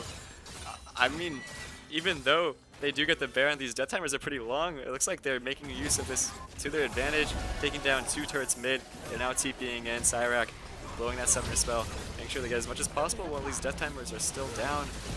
I don't think Samanusuke or Dragov1 could do anything here. I don't think they can step up. I don't think there's a way for them to defend this inhibitor. And they will back off. They will let it go down. Base opened here for Drago5 when their upper bracket run was on the line. They stepped up here in game 2. 24 minutes in. Baron lost, but Gold Swing absolutely massive in their favor. Dragons are neutral, 2-2 at this point, but it definitely feels like Jason's game to win this time around as they pilot this gold lead, and I'm just not sure that with a 2-man Baron, CFC can do much about it. Yeah, the thing is, there has to be their timer. As the game progresses, this Gwen is going to get more and more strong, nearly on her Rabadons already. So if you don't use this Baron right now, then, I mean, when are you actually going to play the game? You have to do something on the map to stop the bleeding. But it looks like they will be pushing forward with the engage. Dota 2's beater tries to get that flash. I mean, that's not where you want to be. Your Jinx is on the front line. I don't think she realized there was a Wukong over that wall. And Dragon1 is down. The AD carry is no longer in this fight. And the Crescent Guard just will not get you out. It's desperation for the likes of CC, and it's elation for the side of JSN5 as they wipe 3 off the map once again and look to close us out and force us to go the distance in a best of 3. Is there anything to be had at the end of the game here from Luke Killers, who's been silent basically since the start of this game? Nexus turret number 2 will fall. The Nexus is soon to follow. And game 3, here we come. The playoffs deliver. Yeah, wow. Keyshawn Robinson on that Gwen, just annihilating the opposition this game. I think if I had to give an MVP for this game, I would have to just go towards him. Look at that, 28k damage done. The second most, by the way, was Steel Tips at 13k. So basically just doing all the damage for his team, taking down all the objectives as well. And despite crowdfund control, you know, having that nice, smart Baron play, using the fact that they had the Senna Umbral Glaive to clear out all vision, they tried, made their attempt. But now we'll be going to Game 3, where both teams are now 1-1, and we'll have to see who is going to meet Big Rat in the upper finals to basically face off against them. The ultimate boss, the Big Rat awaits in round 2 of playoffs. And now things get interesting because it will be side selection here for the side of CC. But we'll see what they want to do as we head to game 3. We're going to grab some water, rest our voices for now. You all grab the snacks, popcorn once again, reheat another bag if you need to, because we're going the distance. We'll be right back with game 3.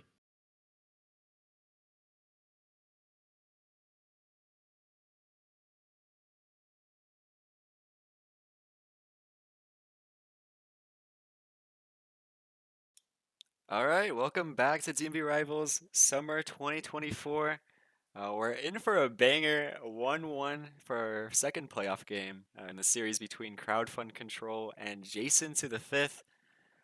What are your thoughts, Necrox? I mean, I have one thought and one thought only. Banger, straight banger series so far. I'm so excited actually that we got to see game 3, especially after the way game 1 went. Thought this one might just be a quick 2-0, but Jason to the 5th, they didn't hold back. They drafted crazy, they played crazy, they came out on top, they did the damage, they did the league things, and they were able to force us to a game 3. And I don't know. I think CFC, they might be a little bit rattled after that one. Derive it. I mean, they stuck to the same game plan, just didn't work out this time. So I think this draft is going to be very, very telling.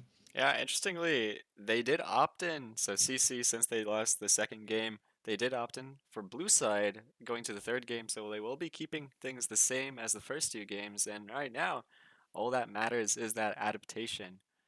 And we will be heading into the draft. We'll have to see how they adapt and make some changes. I imagine that Gwen for Keyshawn Robinson will probably be going away in the ban phase. If not, then maybe Samanusuke has something prepared to go up against it. Yeah, I don't think we're going to get to see that one again, or at least without a counter pick potential here for Sam, because it was utter devastation. If you just cut out that 30-second clip where he got solo killed under turret, it was almost a flawless game from Keyshawn Robinson. And yeah, Sam still able to outplay if possible, but in a matchup like that, it's just so, so tough to, even if you do solo kill, get ahead and stay ahead in a matchup like that. But CFC, we'll see what they want to do here. The bans have been basically the same throughout this entire series. Camille, you're already talking about that as a one trick style here in the top side for Keyshawn Robinson, who was formerly named Camille before he swapped his name over to Keyshawn Robinson. But that one will still not see the light of day. And I'm curious whether CFC just stick with this Jinx. I mean, I liked it in game one. It was better with the Enchanter, in my opinion, or if they're going to try to switch things up and play a different style. But we'll see how the bans play out first, I suppose. Yeah, looks like the side of looks like Prone may have had his PC crash, so we may be stopping draft for now, and we'll be going back into the a short pause until their PC becomes functioning again. But yeah, the draft, we'll have to see as it continues, what changes will happen. But until then, we'll be right back.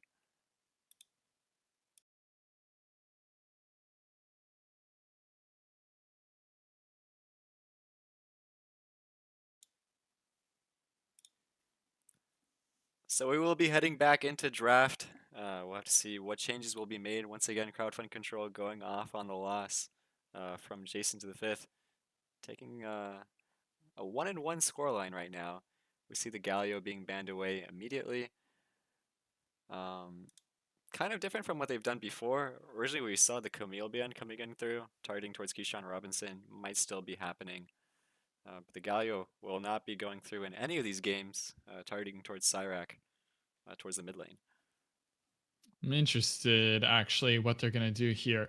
Definitely the Gwen. Yeah, as you were saying, that one's not going to be allowed through. And we'll see if CFC are willing to blind Sam's champion again, but probably will hold that one off at least till later. Ash still going to be taken off the board here by Jason to the fifth. And I mean, their play style, it didn't work game one. Definitely worked in game two. Or at least Keyshawn Robinson able to pop off on that Gwen and carry his team to a big advantage there. Able to respond to that Baron approach from CFC pretty well as well. And Camille's still probably going to be taken away from him. So we'll see. I don't know, Derive. I mean, the series has been interesting so far to me because I feel like things just change all around that top lane. A little bit, yes, bottom side mattered, a little, as it normally does. But to me, that top lane matchup, we started the night talking about how important it was going to be. And I think it's just grown even more important headed into this game three. Yeah, exactly. I think Keyshawn Robinson using the counter pick last game with the Gwen, basically using the potency of red side. But this game, Cassante actually being banned, the Skarner was let through, and I mean, unsurprisingly, they're looking for it as a first pick. And I think across all regions right now, LCK, LEC, LPL, from what we've seen, Skarner has just kind of been the premier top lane blind pick. But in response, Jason to the fifth might be answering the Aatrox. As though, even though Aatrox does outrange the Skarner, I mean, Skarner has so many tools available towards mid and late game, even during the laning phase, just the W being completely uninteractive. I think the Skarner will still be pretty happy. So Sam Anusuke, pretty happy for himself. Actually, we might see the Sivir being picked instead, but nope. They switch back to the Aatrox, locking that in. And top lane, both picks secured. Yeah, I mean, it could be going top lane this Skarner. Almost certainly, that's sort of the preferred position for the Skarner, but definitely still can be flexed to the jungle, which is I think why this champion is such a strong B1 as well. It doesn't show your hand too early here on a B1, so it does have the potential to move the jungle. I think it does do very, very well with the trade potential in top lane. The shielding even offers a lot of help there up in top side. And Sivir will be locked later on here for Jason the Fifth, just securing again a very easy, comfortable 80 carry here for this red side. And CFC now have to decide probably whether they want this Skarner to go top or if they want to consider leaving this flex open, but then it's going to show your support or possibly a different style. And Akali Whoa. again technically could be flexed. I don't know if Sam's willing to bring this one out into top lane, but definitely a tricky draft here to read from CFC, at least so far.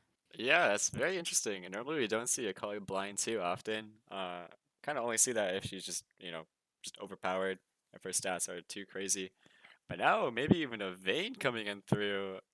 I think they're just teasing us a tiny bit. It will be the Gnar, which I think means that we secure the top side Gnar, probably going towards Samanuska in the top lane. The Skarner will be the jungler, and the Akali will go towards Luke Killers in the mid lane. Yeah, so I mean, the power of that flex just comes to fruition even in round one. Please do not do that. Oh I no. will Yeah, actually game cry. three. Let's When in doubt, okay, I like Seraphine a little more. That at least, she has to click around the map. All right, cool. Seraphine will be locked in here for Jason at the fifth, and we'll just play Seraphine once again. And definitely had a pretty decent game on that one last time around. Jinx going to be taken away. No surprise to CFC not able to play Jinx for the third time in a row in this series, and will mean at least some variation for this bottom lane. Yeah, interestingly, we see two different cases from both sides. Crowdfund Control needs their bot lane, whereas Jason the Fifth needs their mid jungle duo.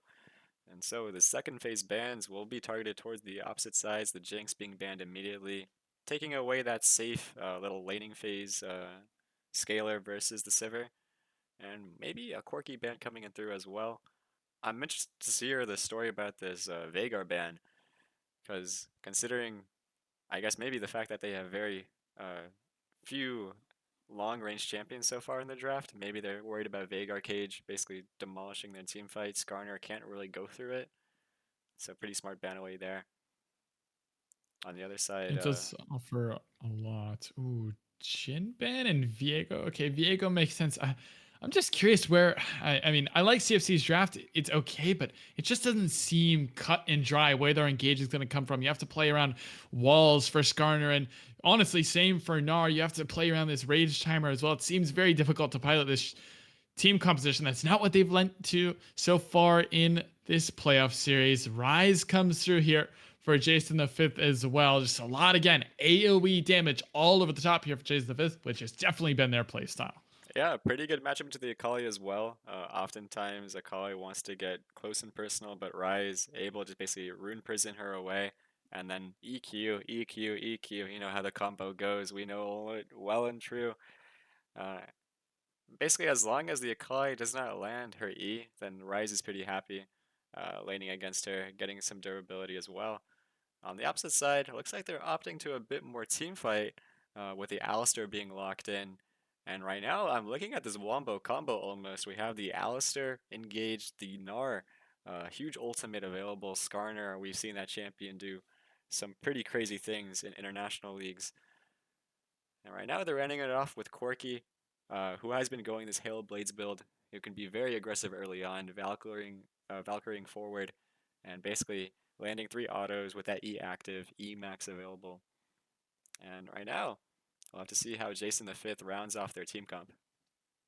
Yeah, again, big damage here from bottom lane from CFC. This time, a engage support from CFC. They're actually fixing the issue that I highlighted earlier, that engage just wasn't good enough for me. And instead, they will lock in the Alistar to round that out. Always headbutt pull is so reliable if you are this Alistar. And Xin Zhao will be picked up here by Jason the Fifth. Again, that death ball composition fully online here for this red side. CFC got their team fight in, and Akali and Corki carries, though. These can be tricky if you're not careful, especially with this new Corki build, but to swap over to AD, you have to play in and out of these team fights. It's not like old AP Corki, just throw your rockets and let that Malignance burn. You have to get an auto range and make the difference. With no package available as well, things can be difficult, but CFC have finished their blue side draft once again, looking for that team fight. But Jason the 5th bringing that death ball action for game 3. It just seems like a head-to-head smash in game 3 to move on.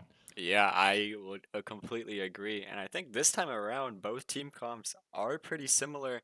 They are pretty equal in strength as well. On the blue side, we have a very nice top lane matchup for Sam and Usuke. Nar eventually being favored into the Aatrox once he gets some moon speed like the Triforce and the tier 2 boots. Meanwhile, mid lane, I think Cyrac will be pretty happy early on. Being able to get that Rise ult kind of rotating across the map will be very helpful for his team, especially trying to get the Sivir ahead, this Xin Zhao ahead. And as well, in the bot lane, I think what normally would be a very farming heavy focus from both teams, I think I might see maybe Dragov 1 Valkyring forward on this Corki, hopefully to get some action through and maybe disrupt some of this laning phase from Jason to the 5th. It definitely won't be a fun lane down there. A very big range disadvantage this time for CFC. They dealt with that in game 1 as best as they could. They're going to have to deal with it again here in game 3. Jason the 5th looking to close this one out with the momentum on their side. CFC looking to put a stop to that train that has been rolling since game 2 and reclaim this series for their own. We'll be back in just a few after the spectator delay ticks down to take us to game 3 and to move on to round 2 of playoffs here in DMV Rivals. We'll see you in just a few.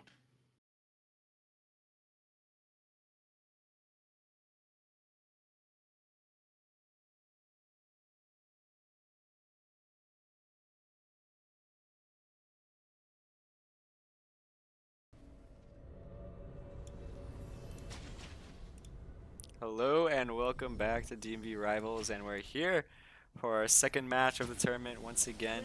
Crowdfund Control versus Jason to the 5th. And here we are 1-1 in this series.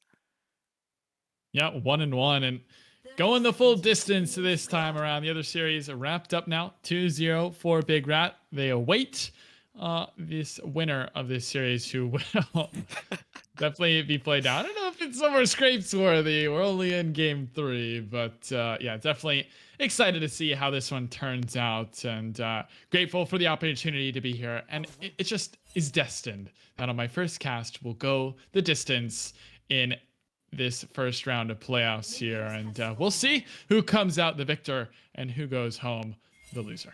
Yeah, of course. I'm pretty looking forward to these teams. I'm interested to see how this bot lane goes in particular, because I think Dragov 1, I mean, he was last picked, has a bunch of responsibilities in his hands.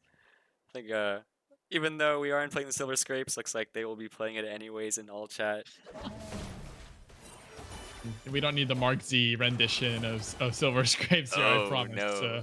Yeah, I promise you do not want to hear that, and we'll just stick to the casting. We'll do what we do best, and for now, just talk about where these junglers are headed, because the first time in 3 games, these junglers will be headed what I imagine will be in the same direction, which is both trying to influence this top lane matchup, which we've talked about it so much, but I don't think we can talk about it quite enough in this one, because Keyshawn had an absolute stellar performance in game number 2. Yeah, without a doubt. I'm expecting this top lane to go a bit more closer this time around. I think both these champions can do damage to each other. I think Aatrox is favored a bit more towards early game when the Gnar doesn't have that much mobility at hand. Without the boots, without the E available, Aatrox can definitely land some sweet spots on his Q and maybe even get those infernal chains down to lock the Gnar down. See if Keyshawn will be able to handle this top lane matchup. Obviously, Sam having the counter pick in this one, so should be a decent, at least early laning phase for him, at least until jungle and the team gets involved. But for now, bottom side is where we will stay. And Dragov 1, it being, well, at least my first match that I've ever casted of AD Corki, so excited to see how this one plays out. And I know that there's a big spike in an Nvidia edge, and I'm very excited to see how much damage this champion really does when he's spiked. Yeah, there's been some different Corki builds going on through. We oftentimes see the full lethality build with the opportunity into the collector. Or in this case, we could see some Triforce builds or even an Infinity Edge build.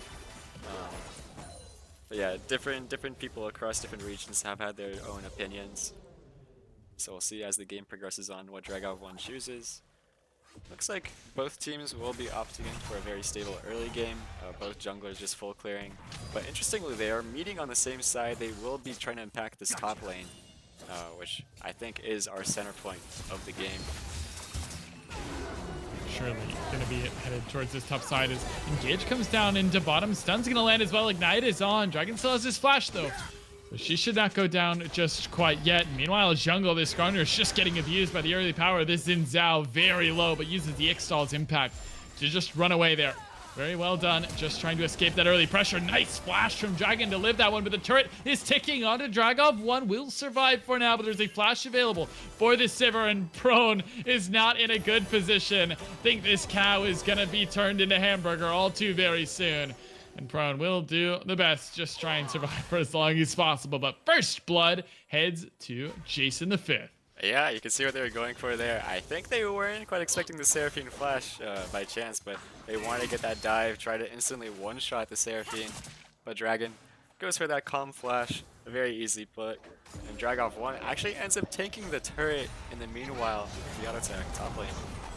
Sam dives in, takes a turret shot there. One more auto would do it for the E. Oh no! The turret shot! Sam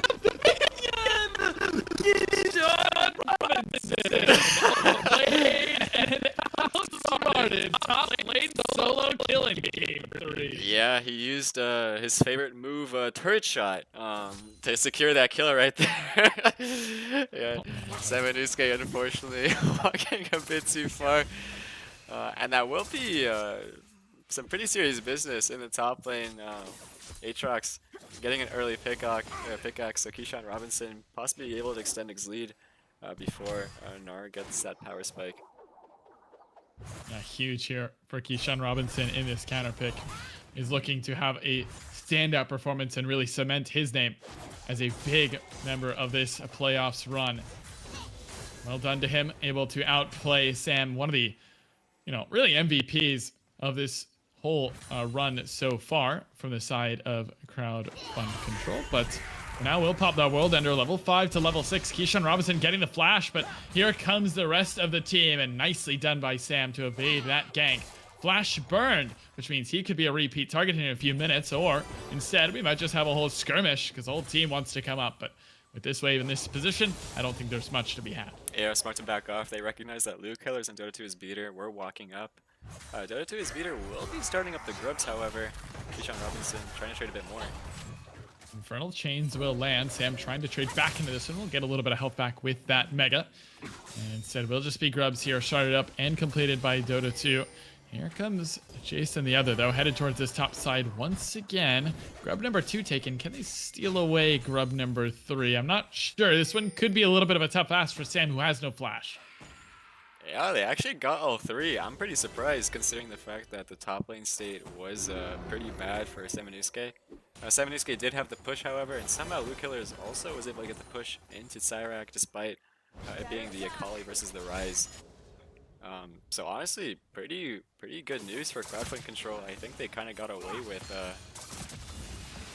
murder almost, getting those early grubs. Alright, well, as this game heads to a lull state for now, Dimitri, I'll pose you one question. It could be an important one as we head later. The win conditions for either of these teams. What do you think the opportunity looks like for either CFC or Jason to clutch out this series and move on to the upper round? Oh, I think both teams kind of just want to go for those TP flanks and skirmish, but ball lane actually have some skirmishing themselves.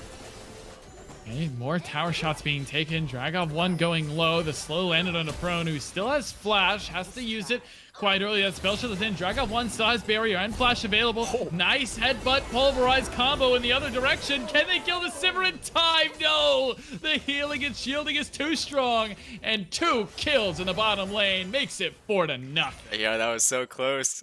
Prone landing that combo is pretty cool to see. Just the flash pulverized into the headbutt, right into the waiting arms of Dragov 1. But I think Dragov 1 is pretty unhappy about that one. Steel Tips just casually just auto-attacking them down and getting 2 kills for the side of them. in the bot side. Meanwhile, Dragon being taken by Jason the other with a smite fight. Go to his beater. Trying to get the advantage right here, but Will would just be walking away. And as both sides will be returning back to lanes, you had asked the question, what is the win condition for both teams? I think both teams will be playing very similarly. Both are very close ranged. We see the Akali, Skarner, Corki, both, all three of them very close ranged, heavy DPS champions in the mid to late stage game. On the other side, I think they do have a lot of farming potential. Ryze, Sivir, and Seraphine can scale up to be monsters. Ryze, when he is level 16, level 11, will be these breakpoints, whereas Overload Q basically gets a bunch of damage. And I think Keyshawn Robinson and Jason will just be looking to facilitate that transition and make sure that they can get ahead into the late game. That is not to say that blue side doesn't have a strong late game as well. Corki, once he gets those crit items, can basically just start one-shotting people. I would say both our team comes in pretty close. Yeah, I mean, definitely going to be an interesting one, especially I think this Corki, I can't tell if he's going Collector or just full lethality quite yet, but we'll see, I suppose, as the game travels forward. As nice little headbutt pull combo there, but traded back nicely here from Steel Chips and Dragon, who definitely have a distinct advantage in this bottom lane 2v2 so far. And as we crest over 10 minutes here, last opportunity to make any big plays before these turret plates fall, and we start to get some movement across the map here. Junglers just back in their respective sides right now, each on this top side. But a little bit of a farm advantage here, just for now. The side of Jason, the other, is that's immediately taken away by Dota 2. And Dragon just 1-0. So a relatively close game, but still fiery with some early game action. As you can see, Jason the 5th has come out swinging so far. Yeah, the gold lead 2k ahead for Jason the 5th. Looks like Samanusuke still pretty stable in the top lane despite what has happened early game. Bot lane, I think this is where they're suffering the most. Crowdfund control is kind of struggling down here, so maybe they will have to wait before Dota 2's beater can go down there and kind of help them out. See, Jason the other is actually just lying right behind the turret, either waiting for a countering gank or is trying to sneak into one of these bushes to maybe try to take down Dragoff 1, who is eyeing out to be half HP. They see the ward is there, and he will just back off. Yeah, it's an interesting read. I think they were just looking for a potential play here on bottom lane, but instead, Prone just headed up towards these Grubs. It's close enough, as Will just try to secure all 6 of those, which could be pretty good here for the side of Sam, as he ever left alone with the turret. Obviously, Gnar, a pretty decent turret taker for himself, and will start these ones up for now. Just some counter juggling here to be had by Jason the other, and should be just a handshake of this for now, but Prone will head back down. So Krug secured here for the side of CC. I just don't think it's enough. I think they're going to need a fight around bottom side to really get this game under control. But Luke Killers will just face check this bot side brush, just realizing that there is a Xin Zhao waiting. Here comes a Realm Warp to reinforce, hiding in that Twilight Shroud. Knocked up Encore is not used yet, just that beat drop. Instead, just using that R2, perfect execution to perfectly escape from what was a very dangerous situation. Yeah, I think the damage is done on both sides. We saw that Dragoff 1 basically got denied 2 minion waves. On the opposite side, however, Dota 2's beater does opt in for those grubs with the help of Prone, basically able to secure those. So we see sort of like a different dynamic between the two teams. One team is just okay to play for their side lanes with those grubs being taken. They're looking for the Akali and Gnar to basically try to take down these turrets later on towards the mid game. Top lane, however, Krishan. Sam is just not having a fun time up here right now. It's full Eclipse built here for Keyshawn Robinson. And here comes the jungle trying to support it, having to flash away for now. Sam needs to build his Mega if he wants to live, but he will not. His life has been ended in this top 1v1. That lane is over if I've ever seen it. Cyrac just teleports up top. We're using the Impale just to look at the Rise for a little bit longer, maybe trying to sell out for the rest of the team to get here because Prone is on the way. Here comes the Shuriken flip back into the Saatrox, who has no ulti or flash. The chase is on. The Excel's impact will drag him through into the rest of the top lane, but Cyrac is still spitting that EQ combination all over this top lane 2v2 for now. Oh. And Luke Killer will not be able to escape as Keyshawn decapitates him with that Q2. and makes his mark 6-0 on this game. Yeah, it seems like I learned from all three of these games so far. Whoever gets that early eclipse, I guess we'll just start one-shotting people. Keyshawn Robinson getting those sweet spots onto both Samanusuke and Luke Killers, taking both of them down. And Dragov once again just struggling down here. He has to Valkyrie away as Steel Tips and Dragon will be taking some plates. Top lane, however, again. Sam is really struggling to be able to find any impact in this top lane 1v1 because there's another combination of Aatrox spells coming his way, and the Ixtal's impact is actually stopped. There's no Impale. The Keyshawn Robinson 1v2s now. This top lane is certainly over. You can't let this Aatrox do it, man! Keyshawn Robinson takes out one. Is there enough Skarner damage left in the tank? Try to finish this 1v1 off. Upheaval. Oh, nice flash toss. And here comes the encore to the bottom lane. There goes that barrier used just to try to stay alive for now. Headbutt Pulver to 2, but Pro needs to run. The Ignite is down, just trying to escape this one with that Nimbus Cloak. Done so for now. But here comes Jason the other with that flash. The win becomes lightning and flash into the kill. And Dragov 1 is now killed. Here comes the flash. Perfect execution. Looking to get it done. That's kill secured. But Prone is slaughtered. And 2-9. This game has just gone on fire. Yeah, plays across the entire map. It started off with Keyshawn Robinson taking the 1v2 in the top lane, barely getting out alive, but then the upheaval unearthed by Dota 2 is beatable. But actually, we have a continued fight. They're looking for more. Into the ball. Heart Steel secured, and yeah, that's going to be a kill onto Jason the other, just trying to be wherever he wants to be. That's not what you can do at this point of the game. So a little bit of gold there back in the hands of Crowdfund Control, but a still pretty sizable gold lead for just about 15 minutes in for the side of Jason the Fifth. Yeah, some crazy stuff going on. I think Jason the other probably forgot that the death timers were like 10 seconds at this point of the game. We are still pretty early into the game, despite the action across the map. And bot lane, we can see heavy action going down there. Dragon with that flash ult landing onto 2. Prone barely making out alive with some nice movement. And Jason the other being in the right place, right spot, being able to secure some kills. But Luke Killer is also picking up some kills for himself. So, I mean, I think everyone's pretty happy about that. I think Jason to the 5th, however, more happy than Crowdfund Control at the end of that. But they will get some stuff in return with this Herald being picked up for the objective bounty. And a tempo play here for sure for the side of the FC as they will grab another top side objective for themselves. And with 6 scrubs, this could be a pretty good one to snag. We'll be able to pilot that. Probably take down 1 turret, possibly even 2 if they get enough grubs along the way. But we will see how they opt to use this one because Dragon's up in about 3 minutes time, and it's sole point to the side of Jason the Fifth. If they decide to contest, CFC might have their work cut out for them. This Aatrox is just going to be massive. Yeah, Skarner coming up through, actually. There you go. Impale not there, but gets the flash anyway here from Steel Tips. Yeah, pretty simple like that. He just eased through an entire wall. I mean, it's kind of hard to expect. And then with the Impale, basically going through the spell shield, you could even smite the spell shield before impaling. And yeah, it just forces the flash out of Steel Tips. He's going for it again. Another Exalt Impact. This one gonna be stunned up, and they are able to escape with relative ease. Sam trying to hop away from Keyshawn Robinson. Nice slow with a boomerang. Should get him to safety. Well underburned. We'll take those if you are Sam. And him and I have gone back quite a ways now and often talks about top lane matchups. I don't expect him to tell me tonight that this is the way he wanted this top lane matchup to go, but so far, Keyshawn Robinson, outstanding in game 2 and 3. Definitely Sam had the better of in game 1, but has had the mental fortitude to turn this one around completely on its head from the way this series started. Yeah, and for both of these teams, you have to ask what are they going to do going forward. Actually, Samanusuke is going forward himself. There we go. Top lane attempt one more time. Sam has that mega.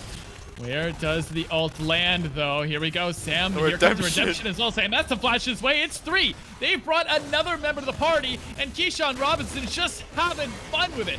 The World Ender's not available, so eventually he will go down, but I mean, you're going to lose the mid-tier 1 for it. There's just so much on the cross map here for the side of Jason the Fifth. I don't even know if you call that worth it. Yeah, they're losing 2 turrets for this. They're spending 3 people to go up topside just to kill this Aatrox, but they will get some in return. Luke Killer's going forward with the Akali ult.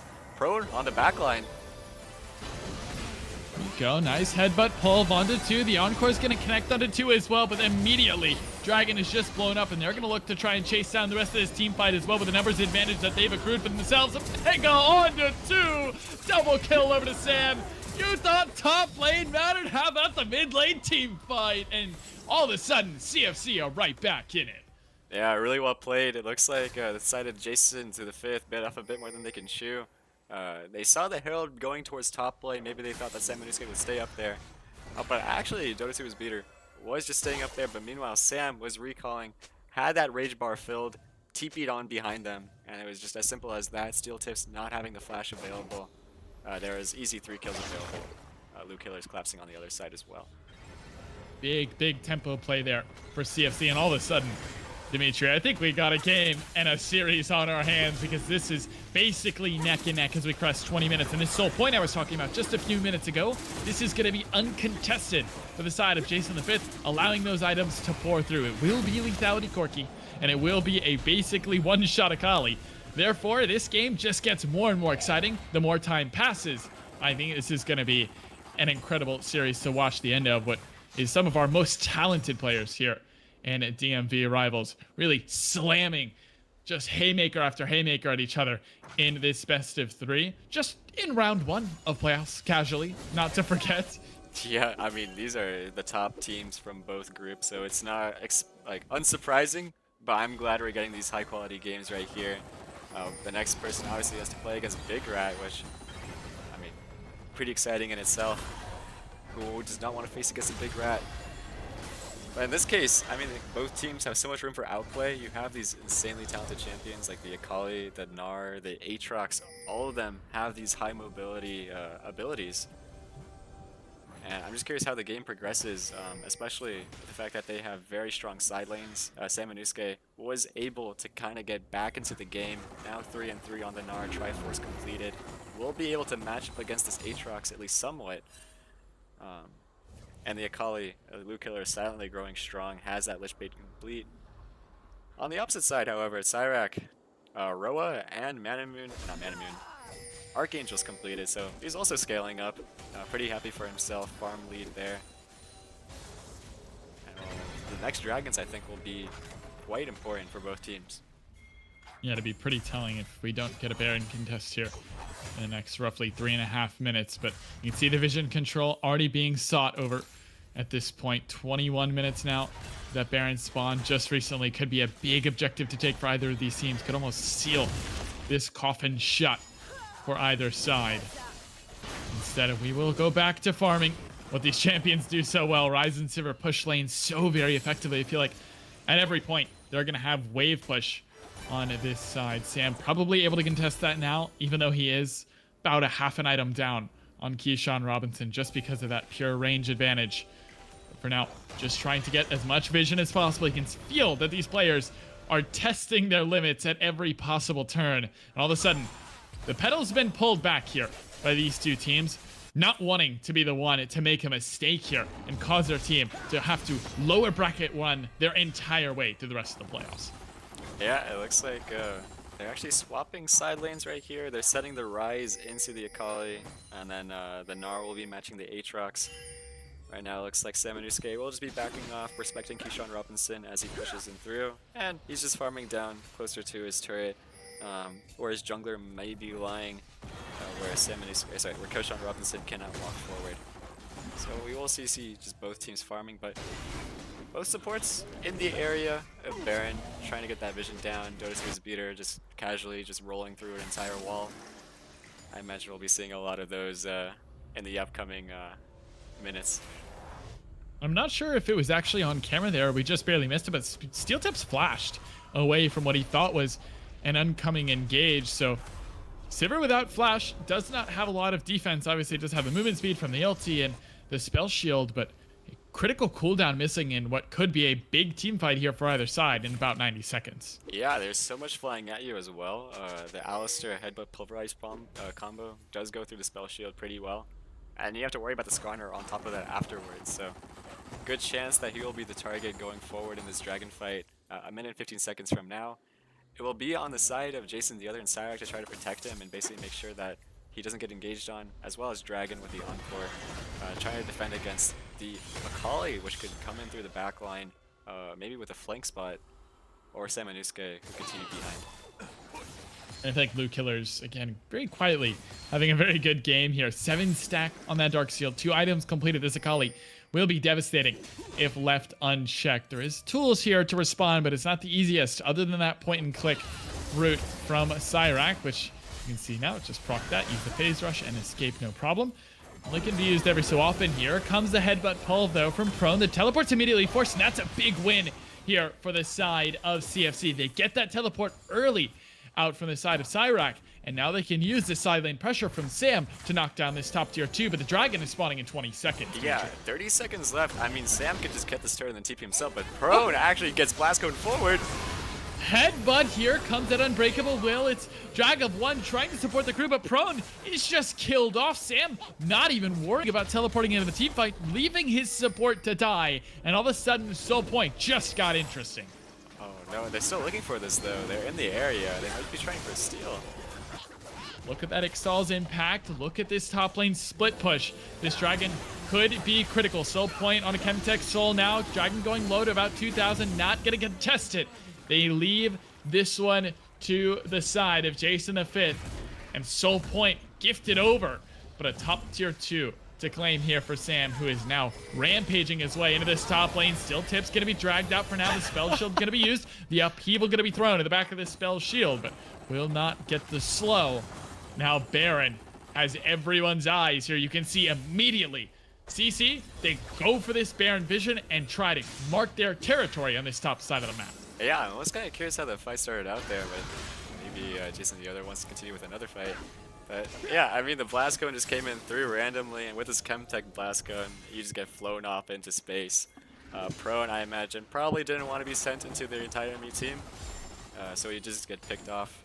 And pretty easy decision for Jason the 5th there. But actually, they're going for this Baron start.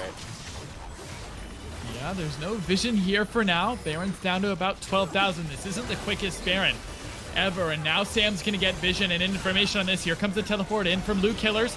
Baron's down to about 5,000 out of the realm ward, trying to just escape. Remember, Jason the other only has a flash. He has to use that critical spell, but no, the headbutt gets him to safety. Baron's going down to about 2,000 HP. Here comes the contest, and it's secured by Jason the other more. The team fight look like the Impale's gonna do 2. Sam trying to get in with a mega, but he whiffs. It hits absolutely no one. The 80 carry is down. The team fight is over. The bell has been rung. The clocks have been cleaned, and JFC just absolutely rolls him. Jason gets the Baron in 3 kills. I mean, what is going on? I mean, how did that fight even happen? They Riseled preemptively, but it was too soon. They were trying to go for the Risel after the smite, but they end up teleporting with away when the Baron was still 5k HP.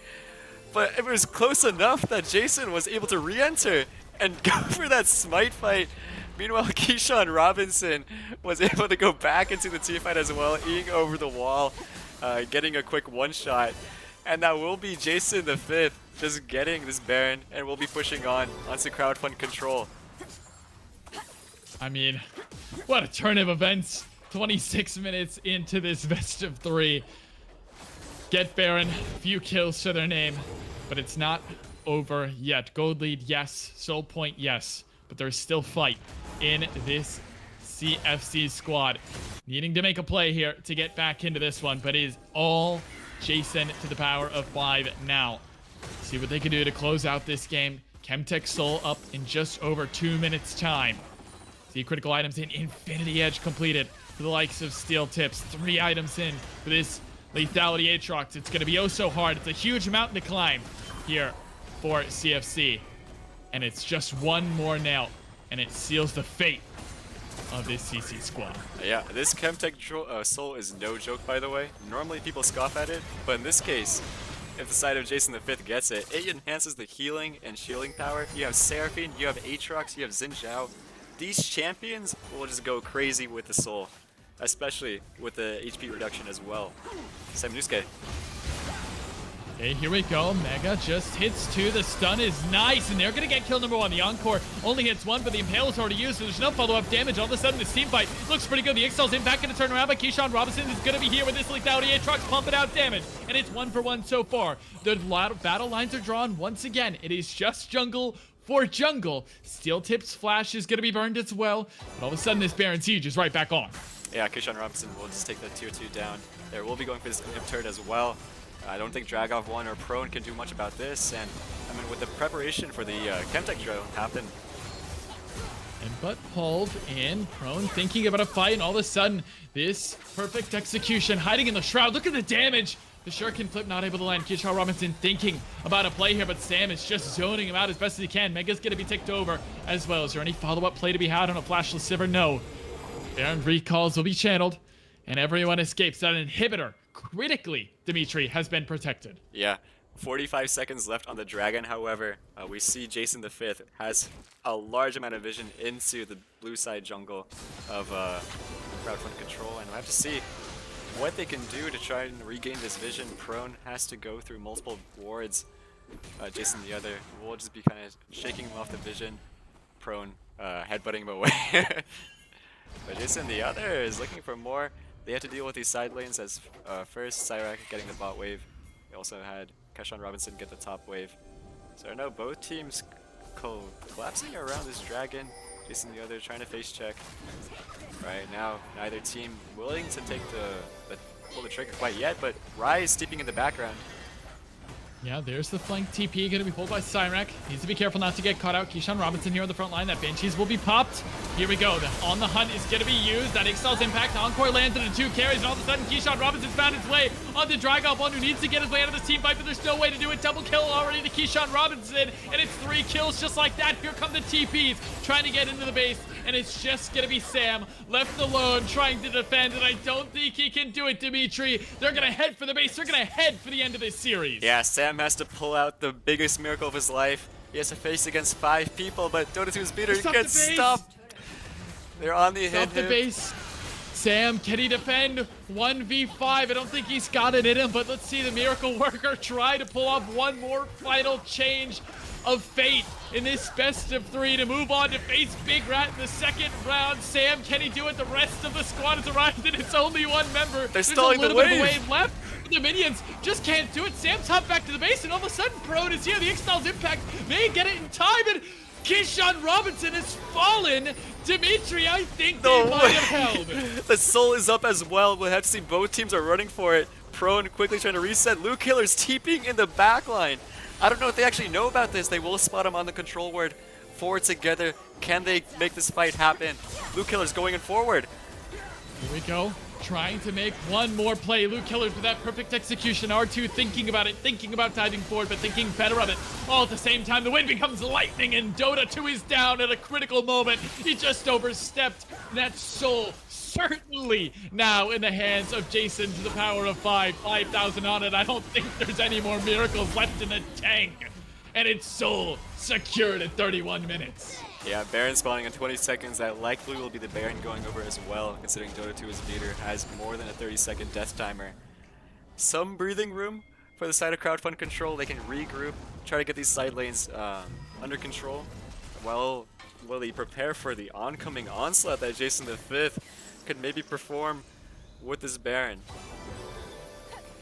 It's gonna need another miracle-based defense if the Baron can be secured here. 2 inhibitors open. The boots already on the necks of the side of CFC. All it takes is one final push to send this game to a victory screen here for Jason the 5th. I don't think they can contest this Baron either. Maybe, just maybe, there's a fight to be had, but with the Luke Killers trying to clear a bot wave and a realm warp up to safety in top lane, I think CFC have got one hell of a task ahead of them. I've said that before. See if they can do this one more time. This top tier 2 he's getting the Mega Bar. He's an getting the Mega Bar. afterthought. Here we go. Sam's trying to be able to do it, hopping over the wall. Huge engage, Mega to 3, but the Encore is able to do as well. Dragon 1 trying to escape on the other side of the fight, but he's going to be taken down. Keyshawn Robinson just slays him once again. Double kill over to Steel Tips. It's 4 kills already. And haters be silenced. Doubters be damned. It does not matter where you stand in your group. They are here to compete and they're here to move on in playoffs. DMV rivals, wake up and meet your makers. Jason to the power of 5. Move on. Man, what a performance by Jason to the 5. I mean, I plead the 5th because Jason the 5th did some unspeakable things this game. And all What it a just stemmed series. from all the solo laners doing their work. I mean, Keyshawn Robinson, what a performance in the top lane. Jason the other, being able to be there to back him up. And Cyrac, I mean, slowly scaling up. Bot outperforming crowdfund control as well with that huge CS lead. I mean, it's been stellar. What a crazy end to a playoff series. And it's just round 1 to ride. It doesn't get much better than that. 33 minutes in. One hell of a game later, and 3 games down. Finally, Jason's able to clench this victory and put a stop to CFC after one hell of a game 1 from them. But congratulations to the side of Jason the 5th. I don't know how many Jasons it takes, but they got the right amount, able to close this one out. Yeah. Would you give an MVP to someone? I mean, I Ooh, think my answer is pretty clear, but any thoughts on that? that's a tough one, man. I mean, Steel Tips had a hell of a game on the Sivert. Cyrac deathless though at the end, but I don't know. I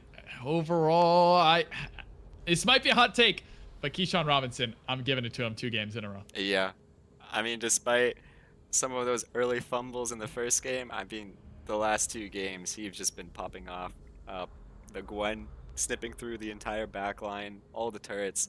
This game, having such a strong performance on the Aatrox. I mean, they've been sending 2, 3 people at him into the top lane, and he was just outplaying them back and forth. So what a performance, I'll say. Yeah, definitely able to show up big in those team fights, able to find his way onto the back line. Dragon 1 always under threat by that lethality Aatrox, and that is exactly your job on this champion. Find that carry, get on top of him. Really well done, and I think he deserves a big, big credit for standing up to such a big player and Sam, and not really letting Sam have the game or the series that he wanted. Yeah, we'll be pulling in Keshawn himself as well as the captain Cyrac for an interview. We're just in a moment.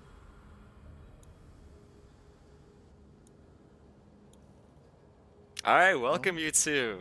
Congratulations on Hello, your hello, hello. victory.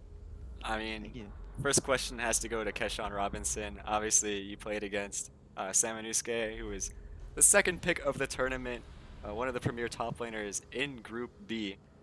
I guess, how did you feel about going in today? Any preparation in your picks? Obviously, you guys chose red side. Um, how was that matchup for you? I mean, it was tough. It was probably the toughest top laner I've faced during this whole series. I mean, I can see why he is one of the top picks for this DMV tourney. And I mean, I was thinking of playing tanks just to counter him, but team needed a carry, so that's why I whipped out the Gwen and Aatrox. And the only thing that can counter that was his Cassante, I mean, which we banned. Yeah. yeah, I mean, you guys all played an incredible series, but I'm not sure how much you got to listen to the cast, considering you're probably busy playing the series. But definitely high praise to your top lane play there. I'll get Cyrac involved in this conversation as well. Cyrac, obviously, pretty impressive performance on the rise there at the end. Deathless for you, and even highest damage in game. Maybe a sleeper series for you, but honestly, really well done. Is your team sort of behind your champion picks here? There was a couple interesting ones maybe at the beginning of the series, or is that more of your creation? Um, I mean, I think we've been planning out draft for a couple days now. Oh, Kind wow. of theory crafting and deciding what it is that we want to focus on. I think the first game I was surprised that they let me have Echo, but then I think we just kind of boomed in some way there. The Rise pick, I mean, I feel like Rise into Akali is just a favorable matchup in general. He can't really be the lane bully that he wants to be in this matchup, so and I also outscale him, so I thought it was just an obvious pick. Yeah. But yeah. Speaking of some of your like pocket picks there, it's kind of interesting. You're kind of going against the meta. Oftentimes we see in some of these international events right now, we see have those like 80 mids going about. But you've just been coming in, picking the Galio, picking the Echo. picking even looks like they were hovering some Vagar bans versus you guys. So what was the preparation going on? Like game two, obviously game one you had that loss. So what happened for the draft for game two? Um, I think like Ari is of like a flex pick that we like to throw in if we're not really sure what the enemy mid laner is gonna play. Um, but I mean, a lot of these champs that I'm picking are just are just because of comfort. Um, I mean, I play a lot of like Echo Galio and solo queue, and then when I played UMD, I like to pick Rise because it scales well. The wave clear is nice, and you can make really good plays with the Realm Warp. Obviously, I made some really questionable ones this game, but uh, yeah, I mean, just especially we're not like LCS players, right? So I think playing for comfort is always just better. I actually want to talk about that realm warp in game 3. I need both of you to walk me through what the comms were like when the whole team realm warps out of Baron and you realize your jungler is, for lack of a Trapped. better word, completely fucked in the Baron pit.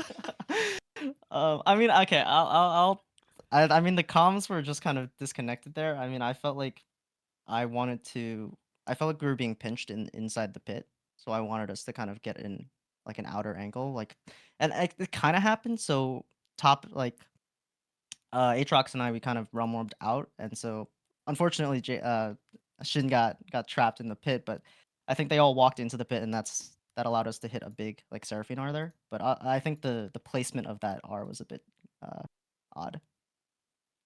Yeah, makes sense. Definitely. I mean, despite the early realm warp, you guys did pull it through with a win, got the big Baron victory. And with that victory going forward, you will be playing against Big Rat once more, the Group A, sorry, Seed 1 team from Group A.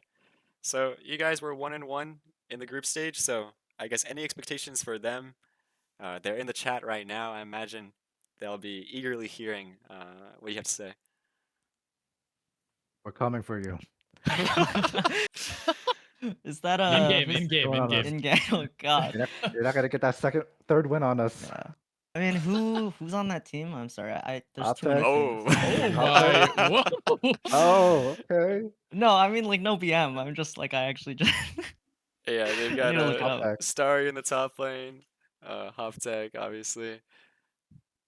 Let's see. Oh, Oh, okay. fine. It's fine. It's fine.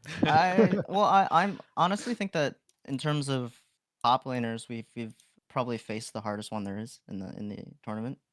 Um, and so they've been dropped down to losers Hey, bracket. So I don't think there's any problems there. I mean, Hoptech and I don't think we've ever had anything. I don't think I've ever had any issues landing into him. But I think you might Ooh. be here to challenge your claim, huh? Oh no. Yeah, but Hoptech, no, any I think words? it'll be a solid matchup. All right, No, he's he's just just come to silent. listen to you BM him. That's it. Yeah. No way. oh, sorry, I was muted. What? We'll see about that, bro. We'll see about that. See you Does soon, he boy. know? Does he know? Looking forward to it. And I guess for you, Keshan, do you have any expectations of playing against Starry? Honestly, we'll have to see. Cause when Sorry whipped out the cannon, I did kind of sweat a little. Okay, okay. I want more confidence though. Don't worry though. I'm just saying that to get his hopes up I for see, I her. see. I gotta stay humble until the match. Makes sense, makes Always. sense. All right, well, thank you two for joining us. That will be the conclusion of Crowdfund Control versus Jason to the fifth. Good luck on your next series. Thank you. Thank Thank you. you. Thank you guys. Thank you, boys. Congrats.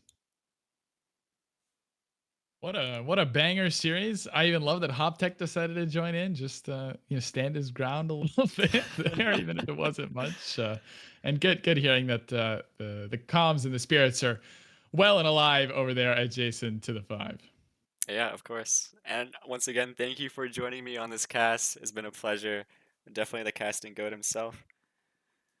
Thank you. I appreciate it, Thrive. It was a pleasure. Honestly, I know it's first time here at DMV. It definitely felt like a warm welcome. Sam, I'm never letting you live this down. A loss, and the only time I cast for DMV, I'm holding it over your head for the rest of our friendship. But Yeah, I really appreciate it, Thrive. It was a pleasure. Community is great, and I wish you guys the best of luck with your tournament. Yeah, of course. Fortunately for Sam, he does get another try in the losers bracket.